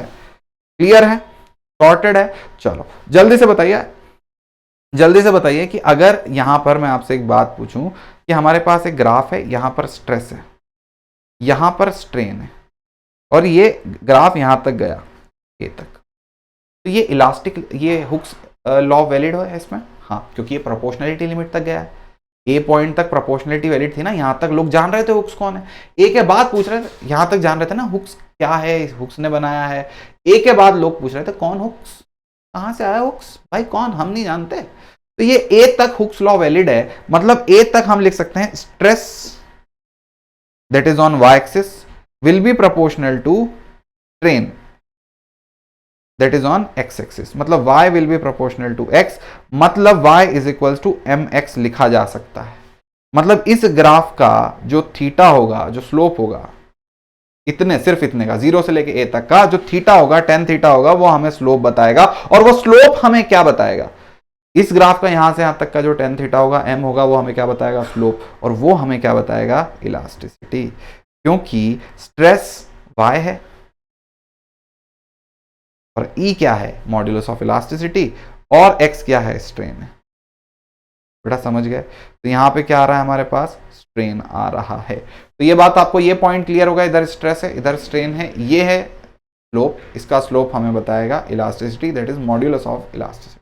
सॉर्टेड, सिर्फ 0 से a तक का, हर जगह का नहीं, सिर्फ 0 से a तक का, क्योंकि इतनी ही जगह में हुक्स लॉ वैलिड है, हड़पड़ा मत जाना है सुन के। चलो आगे बढ़ते हैं भैया, यहां पे पूछ लिया। अच्छा, ग्राफ में वो ट्रिक कर देंगे, कभी कभी स्ट्रेन को इधर दे देंगे, तो ये तुम्हें याद रखना है ना, क्योंकि तुम्हारा नन्ना मन है, तुम चंचल बालक हो, तुम्हारे साथ खिलवाड़ हो जाता है, फिर तुम रोते हो, चीकू भैया आंसू आ गए। तो यहां पे देखना भैया, हमें फड़फड़ाना नहीं है, सवाल को पढ़ना है। क्या यहाँ पर स्ट्रेस है, यहाँ पर स्ट्रेन है, बिल्कुल सही चल रहा है, ग्राफ में कोई दिक्कत नहीं। Stress strain curve, 2 wire, material A and be shown, which material has greater modulus of elasticity. तो हम सिर्फ इतने इतने का देखेंगे, इसका ऊपर है, इसका नीचे है, तो ए का स्लोप ज्यादा है, बी का स्लोप कम है, तो जिसका स्लोप ज्यादा है उसका मॉड्यूलस ऑफ इलास्टिसिटी ज्यादा होगा, जिसका स्लोप कम है उसका मॉड्यूलस ऑफ इलास्टिसिटी कम होगा। तो ए का मॉड्यूलस ऑफ इलास्टिसिटी ज्यादा है, बी का मॉड्यूलस ऑफ इलास्टिसिटी कम होगा। क्या भैया बात समझ में आ गई, क्या भैया बात समझ में आ गई? कैसे पता चला, स्लोप से। ए का स्लोप ज्यादा है शुरू में, बाद में बी, शुरू में बी का स्लोप कम है। ठीक है भैया, आंसू ही आंसू आ गए। अब यहां देखो अगली चीज, यहां पर हमारे पास बोलते हैं value of modulus of elasticity for wire having stress strain curve. तो इस स्ट्रेस स्ट्रेन कर्व में मॉड्यूलस ऑफ इलास्टिसिटी का तुम्हें ए पॉइंट तक ही बताना है वैल्यू। क्या बता सकते हो स्लोप, जल्दी से बताओ। इधर है 4, इधर है 8, तेजी से बता दो, जल्दी से बताओ, जल्दी से बताओ।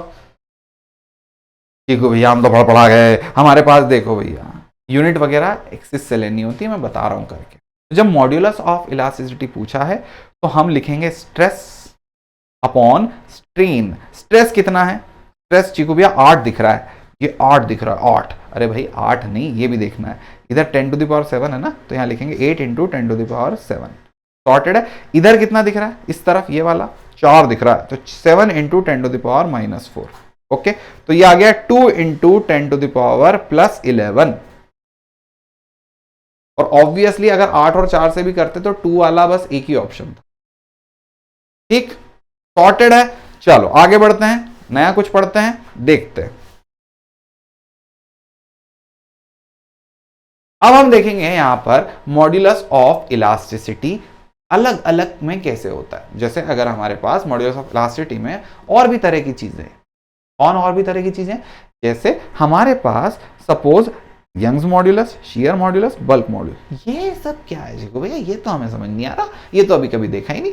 रुको जरा, सब्र करो। अब यहां देखो कि अगर मेरे पास 3 तरह के स्ट्रेस स्ट्रेन के रिश्ते थे, एक था लेंथ वाला, एक था एरिया वाला, एक था वॉल्यूम वाला, तो 3 तरह के लेंथ के रिश्ते थे। याद करो और मुझे बताओ कि पहला वाला रिश्ता कौन सा था, लेंथ वाला। सबसे पहले लेंथ वाला जो रिश्ता था वो कौन सा था, तो लेंथ वाला एक रिश्ता था।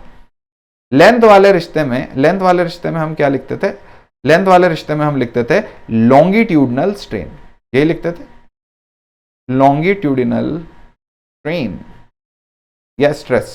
ठीक है, तो लॉन्गिट्यूडनल लिख रहा हूं अभी के लिए मैं। तो लॉन्गिट्यूडनल स्ट्रेन जब हम लिखते थे तो हम लिखते थे स्ट्रेस के लिए फोर्स परपेंडिकुलर अपॉन एरिया। ये बात क्लियर है। इसी चीज को प्रोपोर्शनल लिखते थे स्ट्रेन के, कौन सी वाली strain, longitudinal strain, that was equals to delta L/L। ठीक, तो लॉन्गिट्यूडनल वाले केस में stress will be proportional to strain, वो तो हर केस में ही होगी, पर लॉन्गिट्यूडनल वाले केस में जब स्ट्रेस प्रोपोर्शनल टू स्ट्रेन लिखेंगे तो लॉन्गिट्यूडनल वाले केस में मॉड्यूलस ऑफ इलास्टिसिटी ई की वैल्यू को y लिखेंगे, यंग्स मॉड्यूलस लिखेंगे। ठीक, मतलब stress will be proportional to strain, stress will be proportional to strain मतलब is equals to E into strain F perpendicular upon area will be equals to E into delta L upon L. Force perpendicular upon area will be equals to E into delta L upon L. अब ये जो E की value है, इस E की value को हम लिखेंगे Y, यंग्स मॉड्यूलस। लॉन्गिट्यूडनल वाले केस में जो मॉड्यूलस ऑफ इलास्टिसिटी आता है वो यंग्स मॉड्यूलस आता है। इसी चीज को जी को भैया याद करने का कोई तरीका है? बिल्कुल सही एकदम मस्त तरीका है। डेल्टा एल को निकालने के लिए फॉर्मूला याद कर लो। डेल्टा एल के लिए y और एक उधर नीचे भेज दो तो यह आ जाएगा F परपेंडिकुलर L अपॉन ए वाई। इस फॉर्मूले को याद रखने के लिए आप याद रखेंगे फ्लाई। बेटा समझ गए क्या? फॉर्मूले को याद रखने के लिए आप क्या याद रखेंगे? Fly, FLAY। Delta L will be equals to FLAY, fly. क्या दिल में बैठ गई बात? क्या समझ में आ गया? उतर गया दिमाग में? Fly, delta L will be equals to fly. ठीक है, तो जब भी तुमसे जो भी चीज पूछी हो वो निकाल सकते हो। बाकी stress will be equals to strain और y, पर delta L will be equals to fly. Rearrange कर दो, y पूछा है तो डेल्टा एल को इधर ले आओ, पर delta L will be equals to fly, तुम्हें फॉर्मूला याद रहेगा। ठीक, दूसरी चीज आती है चीकू भैया शियर मॉड्यूलस। ठीक है, शियर मॉड्यूलस का क्या सीन है? तो शियर मॉड्यूलस याद है ना तुम्हें, इसे मॉड्यूलस ऑफ रिजिडिटी भी बोलते हैं। कितना रिजिड है, कितना सख्त है। तो भैया यहां पर मॉड्यूलस ऑफ रिजिडिटी में क्या होगा? हमसे पूछेंगे स्ट्रेन। सबसे पहले क्या पूछी जाएगी? स्ट्रेन। कौन सी स्ट्रेन? Shear strain. ठीक है, तो यहां पर शियर स्ट्रेन होगा। सेकंड वाला एरिया वाला था, एरिया वाले को क्या बोलते थे? शियर बोलते थे। तो एरिया वाले को बोलते थे शियर, इसमें होती थी शियर स्ट्रेन। शियर स्ट्रेन होती थी x upon L, sorted, x upon L. इसी के बाद शियर स्ट्रेन के बाद शियर स्ट्रेस भी होता था, शियर स्ट्रेस भी होता था। शियर स्ट्रेस कितना होता था? F पैरेलल अपॉन ए। पैरेलल फोर्स लगाते थे, ए एरिया पे लगाते थे, तो पैरेलल अपॉन ए, ये दो चीज होती थी। तो यहां आ गया x अपॉन एल, ये F पैरेलल अपॉन ए। इतना मेरे हिसाब से आप लोगों को सॉर्टेड हो गया होगा। अगर इसी में अपन आगे बढ़े तो हम यहां पर लिख देंगे फिर से stress, stress is going to be parallel to, stress will be parallel to strain, stress will be parallel proportional to strain. यहां पर मॉड्यूलस ऑफ इलास्टिसिटी क्या आएगा? Stress will be equals to E into strain, और यहां पर modulus of elasticity आ जाएगा जी। कुछ लोग इसे एन से भी डिनोट करते हैं, इस चीज को ईटा ऐसे एन से भी डिनोट करते हैं, एन और जी इस तरह से डिनोट किया जाता है। कभी कभी एन डिनोट कर देते, कभी कभी जी डिनोट कर देते। मैं यहां जी से पढ़ा रहा हूं, तुम याद रखना एन भी हो सकता है। ठीक है, तो stress will be equals to G into strain, stress will be equals to G into strain, sorted. तो shear stress will be equals to G into strain. अब अपन इसका फॉर्मूला देखेंगे चीकू भैया, क्या इसको भी याद रखने का तरीका बता दोगे? अरे क्यों नहीं बताएंगे, बिल्कुल बताएंगे। यहां देखो स्ट्रेस कितना होगा? F parallel upon A, shear है ना, F parallel upon A will be equals to G into strain, that will be x upon L. तो x is going to be equals to FLAG, flag. भाई समझ में आ गया क्या? x will be equals to flag, FLAG, flag. सारे जहां से अच्छा, बहुत अच्छे समझ में आ गया। Shear stress, shear strain, shear stress और शियर स्ट्रेन प्रोपोर्शनल होंगे, वहां modulus of elasticity, modulus of rigidity या शियर मॉड्यूलस ऑफ इलास्टिसिटी आ जाएगा। सॉर्टेड है? आंसू तो नहीं आ रहे? नहीं चीकू भैया बड़ा दर्द है जीवन में, क्या ही बताएं। ठीक, पढ़ाना नहीं है। आगे बढ़ते हैं। अगला चीज बल्क मॉड्यूलस। बल्क मॉड्यूलस का जीवन एकदम सिंपल है। बल्क मॉड्यूलस में आप लिखोगे B will be equals to stress upon strain.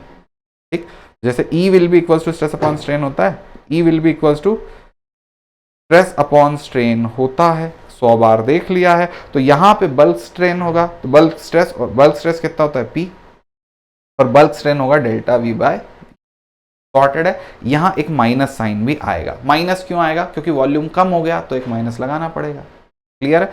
तो इसे बेसिकली हम लिखते हैं change in pressure upon change in volumetric strain, that's it, बस। तो चेंज इन प्रेशर, ये एवरीवन इज सॉर्टेड, और इस E को लिख देंगे P। तो B will be equals to minus change in pressure upon delta V by V, this is going to be equals to this, बड़ा पाव PV, बड़ा पाव। सॉर्टेड है। बल्क स्ट्रेस, बल्क स्ट्रेन और यंग्स मॉड्यूलस। आई थिंक आपको सारी बातें समझ में आ गई होगी। यही सारी चीजें यहां पर दे रखी हैं। Okay, clear. हर एक मटेरियल का अलग अलग मॉड्यूलस ऑफ इलास्टिसिटी वगैरह होता है, आप देख के अंदाजा लगा सकते हो। जिसका जितना modulus of elasticity, same stress लगाने पर उसमें उतना कम स्ट्रेन आएगा। जिसका मॉड्यूलस ऑफ इलास्टिसिटी ज्यादा होगा उसमें स्ट्रेन कम आएगा सेम स्ट्रेस लगाने पर। तो यहां देखो स्टील का सबसे ज्यादा आ रहा है, ठीक, स्टील का मॉड्यूलस ऑफ इलास्टिसिटी सबसे ज्यादा आ रहा है, उसमें स्ट्रेन सबसे कम आएगा सेम स्ट्रेस लगाने पर। क्लियर है, ठीक है। तो मॉड्यूलस ऑफ इलास्टिसिटी तो अलग अलग तरह की चीज है। यह चीज को बहुत ज्यादा यूज करते हैं हर जगह। स्टील को क्यों प्रेफर करते हैं? क्योंकि इसका मॉड्यूलस ऑफ इलास्टिसिटी बहुत ज्यादा होता है ना। सॉर्टेड है। चलें, यही सब चीज हमने यहां पर देखी थी मॉड्यूलस ऑफ इलास्टिसिटी के बारे में। और भी हम अब क्वेश्चन देखते हैं। तो भैया बताओ जरा dimensional formula of modulus of rigidity, that is shear modulus. Modulus of rigidity, shear modulus का क्या फॉर्मूला होगा? तो इसका जो डायमेंशनल फॉर्मूला होगा बिल्कुल प्रेशर जैसा होगा। कैसे कैसे कैसे कैसे कैसे? यहां देखो, यहां देखना जरा ध्यान से। Stress is going to be equals to E into strain. Strain तो डायमेंशनल कांस्टेंट, इसका कोई डायमेंशनल अगर मैं ऐसे लिखूंगा तो स्ट्रेन तो डायमेंशन लेस होता है, क्योंकि L upon L, delta L upon L इस तरह से हो जाता है। तो dimension of E will be equals to dimension of stress. तो dimension of stress was equals to dimension of pressure. तो इसका डायमेंशन हो जाएगा ML-1 T-2, that is force upon area. भैया आ गया क्या इतना समझ में? इतनी बात तुम्हारे दिलो दिमाग में बैठ गई है? चलिए देखते हैं अगला सवाल। यहां पर देखेंगे स्टील एंड कॉपर के दो वायर हैं, दोनों का लेंथ सेम है, क्रॉस सेक्शनल एरिया जो है वो भी इनका हमें यहां पर दे रखा है, ठीक है। Stretch by the same weight, दोनों के ऊपर सेम वेट लगा हुआ है, one after another. Young's modulus of steel, और ये इस तरह से दिया हुआ है। अब हमसे पूछा इंक्रीज इन लेंथ, तो हमसे ले दे के क्या पूछा है? Delta L. तो बेटा क्या हमने ये बात पढ़ रखी है कि delta L will be equals to fly? बेटा खींचा गया है, लेंथ चेंज की गई है, वाई वाला आएगा, यंग्स मॉड्यूलस आएगा, delta L will be equals to क्या आएगा? फ्लाई आएगा। तो यहां देखो एफ क्या है? सेम है, क्योंकि सेम वेट से खींचा है।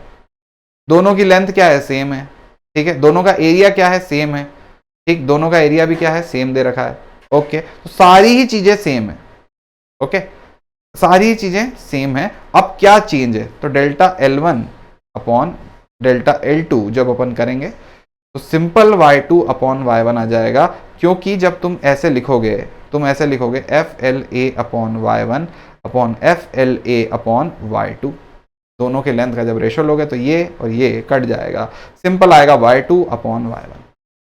इज इट क्लियर, क्लीन और सॉर्टेड भाई? सभी चीज को एकदम अच्छे से समझ में आ गया तुम्हें।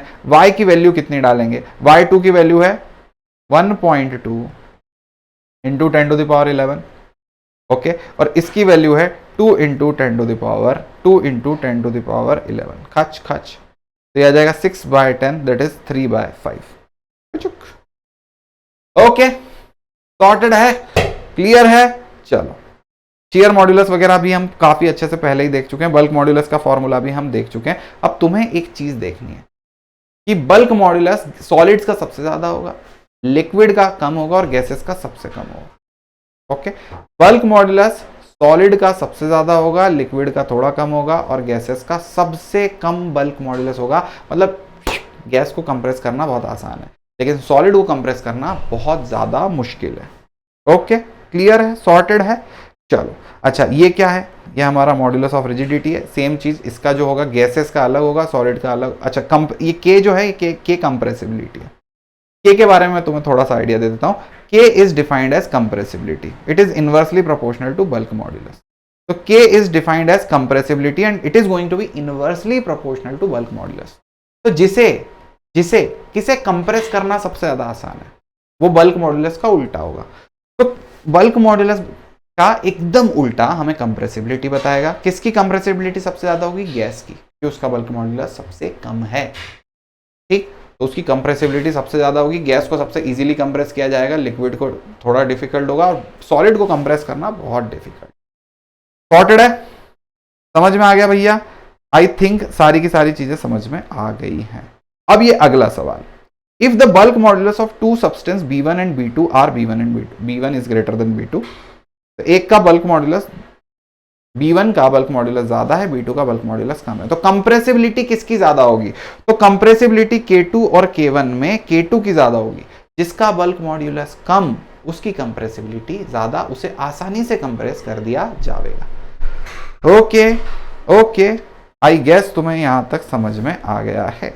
अब मुझे बताओ the expression for bulk modulus is this. तो यहां नेगेटिव साइन क्यों है, ये अपन ने बात करी थी। इसके ऊपर जो नेगेटिव साइन लगा हुआ है वो नेगेटिव साइन क्यों लगा हुआ है जरा बताएंगे भैया। तो नेगेटिव साइन क्यों है? It increase as the pressure will increase the volume will decrease. तो अगर ये चेंज होगा, क्योंकि हमें पता है PV इज इक्वल टू अगर कांस्टेंट है इन केस में, तो प्रेशर वाला और वॉल्यूम घट गया तो एक चीज बढ़ेगी तो एक चीज घटेगी।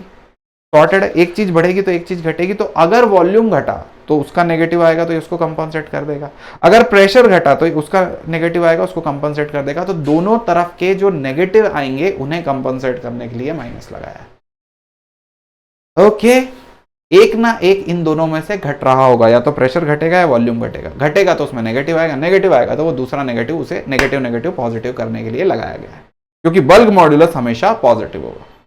सॉर्टेड। अगला सवाल, the ratio of length of two wires are given इतना, the ratio of their diameter is given इतना, they are stretched for the same force, the ratio of increase in their length will be. तो हमसे यहां पर फिर से delta L पे सवाल पूछा गया। ठीक है, ध्यान से देखते हैं। Delta L1 will be equals to F L1 A1 Y। ठीक, अब Y कैसे पता चीकू भैया? क्योंकि दोनों सेम मटेरियल के, सेम मटेरियल मतलब दोनों का Y सेम होगा, और फोर्स है तो F, तो मैंने यहां पे सिर्फ F लिख दिया। डेल्टा L2 के लिए फोर्स तो सेम है, इसका लेंथ 2 आ जाएगा, एरिया 2 आ जाएगा और Y नॉर्मल आएगा। जब मैं रेशो ले रहा हूं तो F से F कैंसिल आउट हो गया, Y से Y कैंसिल आउट हो गया। Delta L1 upon delta L2 will be equals to L1 upon L2 multiplied with A2 upon A1। Everyone is super clear about this? Okay, L1 upon L2 will be multiplied with A2 upon L1। तो देखो यहां पर जो length है, length का ratio आएगा कितना? 1:2, तो हम लेंथ को 1:2 के उसमें पुट कर देंगे। अब एरिया में रेशो है 2:1, मतलब जो फर्स्ट वाला है उसका जो डायमीटर है वो डबल है और पहले वाले का डायमीटर 1 है। तो फर्स्ट वाले का डायमीटर डबल है, मतलब हम यहाँ पर फर्स्ट वाले के एरिया में, फर्स्ट वाला का जो एरिया होगा ये वाला जो फर्स्ट वाले का एरिया होगा, इस एरिया में हम क्या लिखेंगे?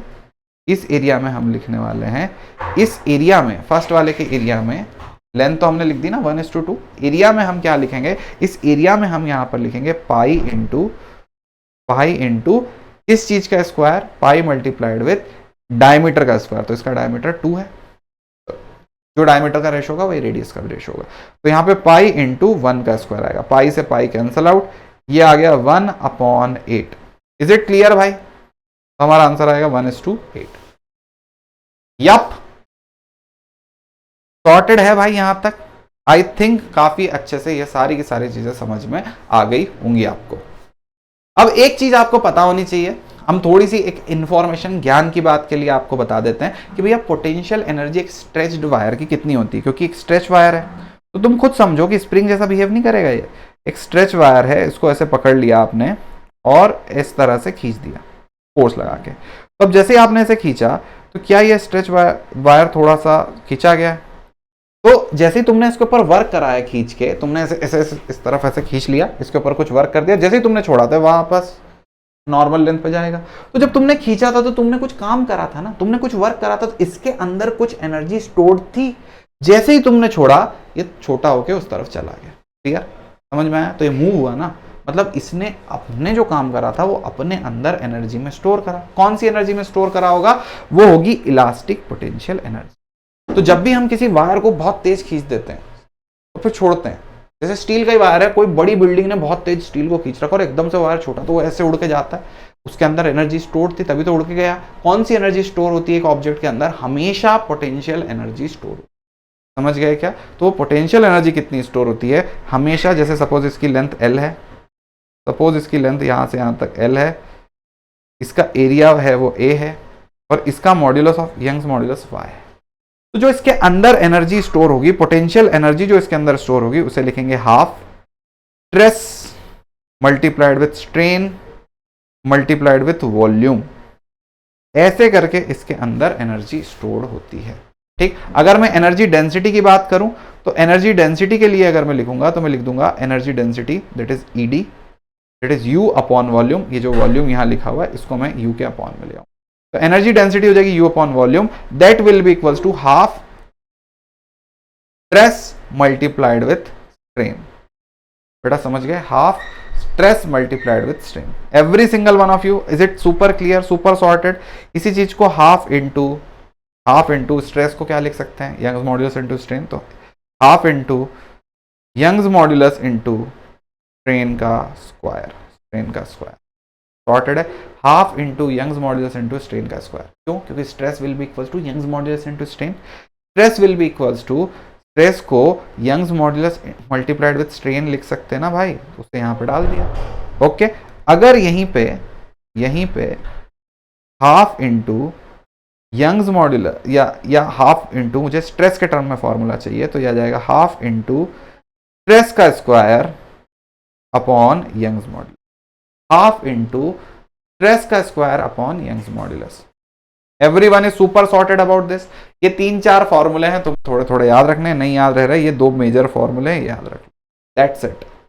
चलो अब इसका आखिरी जो हिस्सा है वो है दूसरा भाग, जो है एप्लीकेशंस। हम देखेंगे इसका एप्लीकेशंस कहां पर है। तो इसका एप्लीकेशन यार बेसिक इलास्टिक बिहेवियर का जगह जगह पर है, एनसीईआरटी में काफी वास्ट तरह से दे रखा है। जब भी हम एक बिल्डिंग बनाते हैं तो हमें पिलर्स लगाने होते हैं, और वो पिलर वो होने चाहिए जो पूरे बिल्डिंग का ऊपर वाले का कंप्रेशन, क्योंकि ये पिलर हैं, सोचो समझो, ये पिलर हैं ऐसे लगा हुआ है, इस पिलर पे नीचे से और ऊपर से फोर्स लगेगा क्योंकि ऊपर वाले का लोड उठाना है। तो ये ऐसे होने चाहिए कि ऊपर का कंप्रेसिव जो स्ट्रेस है वो झेल सके। तो अगर ये ऊपर वाले का कंप्रेसिव स्ट्रेस झेल सकते हैं, ये ब्रिजेस होती हैं, ये होती हैं, तो कंप्रेसिव स्ट्रेस अगर झेल पा रहे हैं तभी ये पिलर काम के, अदरवाइज ब्रिज कोलैप्स हो जाएगा, बिल्डिंग जो बनी हुई है वो कोलैप्स हो जाएगी। तो आपको ऐसे पिलर्स लगाने होंगे जो कंप्रेसिव स्ट्रेस झेल सकेंगे।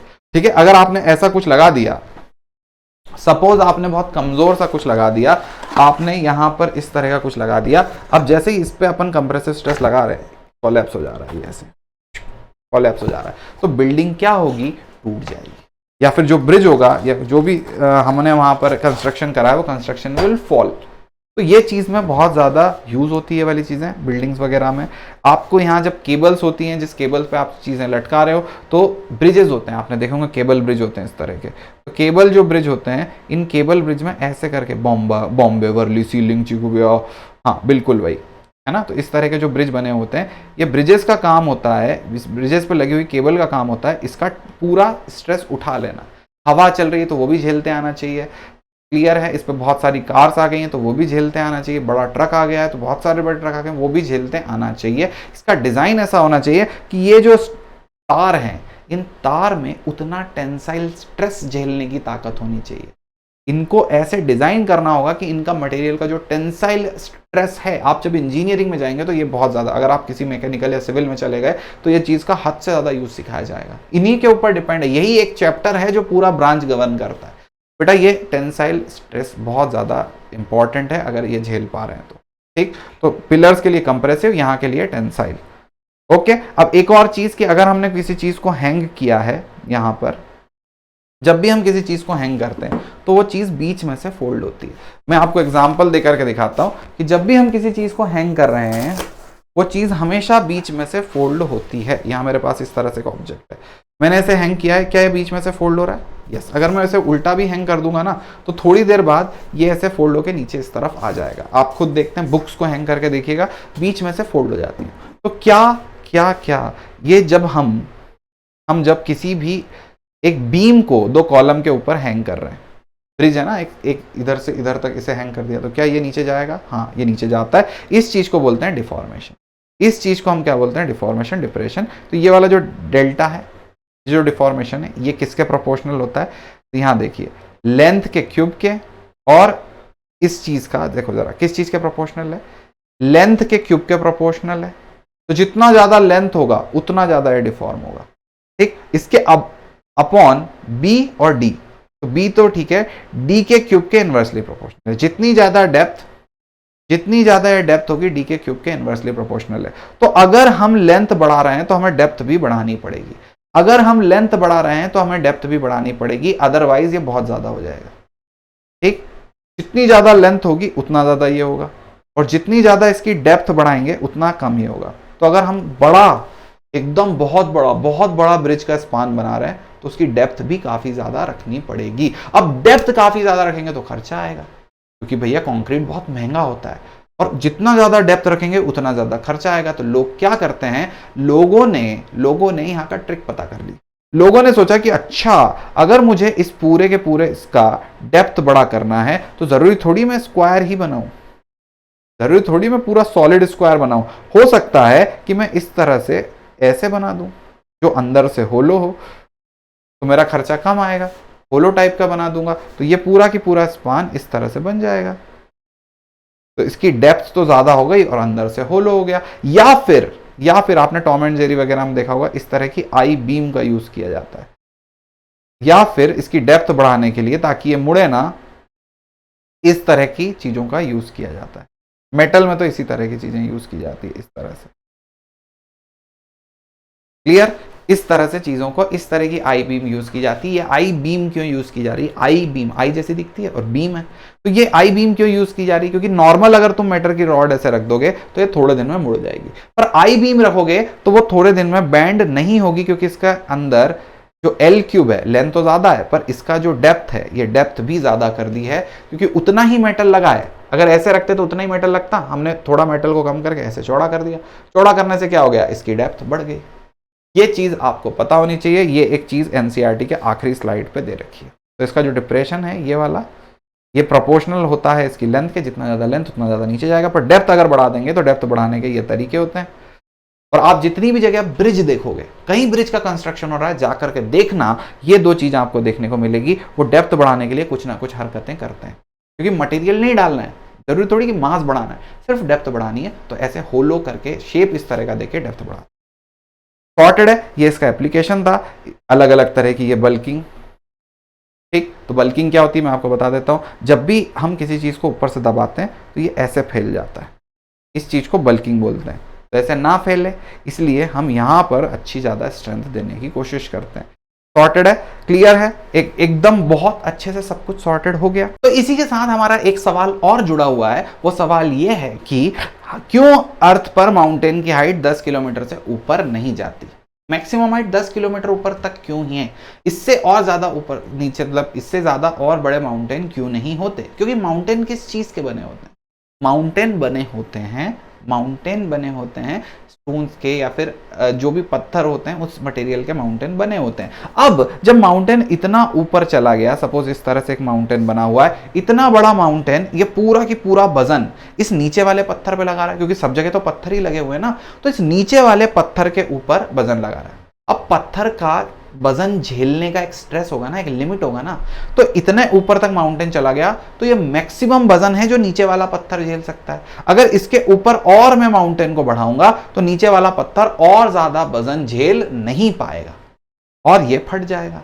समझ रहे हो। तो इससे ज्यादा और ऊपर तक माउंटेन नहीं उठ सकते, क्योंकि अब इस नीचे वाला जो पत्थर है उस पे उसके स्ट्रेस तक ही वजन झेल सकता है, तो इससे ज्यादा और ऊपर माउंटेन नहीं होगा। तो अगर और ऊपर रखेंगे या फिर बनता पुराने समय पर तो वो बन नहीं पाता। क्या ये बात आपको काफी अच्छे से क्लियर सॉर्टेड समझ में आ गई, क्योंकि नीचे वाले पत्थर की भी वजन झेलने की लिमिट है। अगर नीचे वाला पत्थर और ज्यादा स्ट्रांग है, डायमंड का अगर माउंटेन बना रहे हैं तो हो सकता है डायमंड का माउंटेन बहुत ऊपर तक चले जाए, पर डायमंड का माउंटेन बनेगा तो हम इंसान करके खत्म कर देंगे। आई होप ये यही तक था जो पूरा चैप्टर था, सारी चीजें समझ में आ गई होंगी। सबसे पहले हमने क्या क्या पढ़ा इस चैप्टर के अंदर, हमने इस चैप्टर के अंदर शुरू करा इलास्टिक और प्लास्टिक बिहेवियर से, फिर देखा कि अगर इलास्टिक और प्लास्टिक बिहेवियर है तो जब भी हम किसी चीज को दबा रहे हैं, खींच रहे हैं, उसके अंदर कुछ ना कुछ स्ट्रेस या स्ट्रेन आ रहा है। स्ट्रेस स्ट्रेन देने का क्या क्या तरीके होते हैं, स्ट्रेस स्ट्रेन देने के 3 तरीके होते हैं, या तो लेंथ पे, या तो एरिया पे, या तो वॉल्यूम पे। लेंथ वाला स्ट्रेस को लॉन्गिट्यूडनल, एरिया वाले स्ट्रेस को हम दे रहे हैं शियर, तीसरा वाला वॉल्यूम को बोलते हैं बल्क। इन तीनों के हुक्स अंकल ने बताया कि सब में जब भी स्ट्रेस होती है वो स्ट्रेन के प्रोपोर्शनल होती है, जितना ज़्यादा स्ट्रेन आएगा उतना ज़्यादा स्ट्रेस आएगा। यही चीज़ का हमने देखा कि भैया कर्व होता है किस तरह से बिहेव करता है इलास्टिक और प्लास्टिक रीजन के बीच में।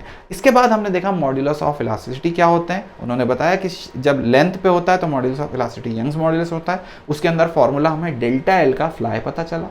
फिर हमने देखा शियर मॉड्यूलस में डेल्टा एक्स का जो एक्स का चेंज था उसका फॉर्मूला फ्लैग पता चला। शियर मॉड्यूलस होता है वहां पे उसे मॉड्यूलस ऑफ रिजिडिटी भी बोलते हैं। और आखिरी में हमें एक मॉड्यूलस बल्क मॉड्यूलस का फॉर्मूला पता चला जो बड़ा power P upon delta V by V sorted. ये सारी चीजें पता चली। फिर हमने एक पोटेंशियल एनर्जी का इक्वेशन देख लिया। पोटेंशियल एनर्जी का जो इक्वेशन था वो था half into stress into strain into volume. Volume को डिवाइड में ले आए तो एनर्जी डेंसिटी मिल गई। यहां तक सारी की सारी बात आई थिंक आप लोगों को समझ में आ गई होगी। यही था पूरा की पूरा चैप्टर। आखिरी में एप्लीकेशन तो आपने देखी। Bye bye, this is me Cheeku भैया signing off, tata, good night.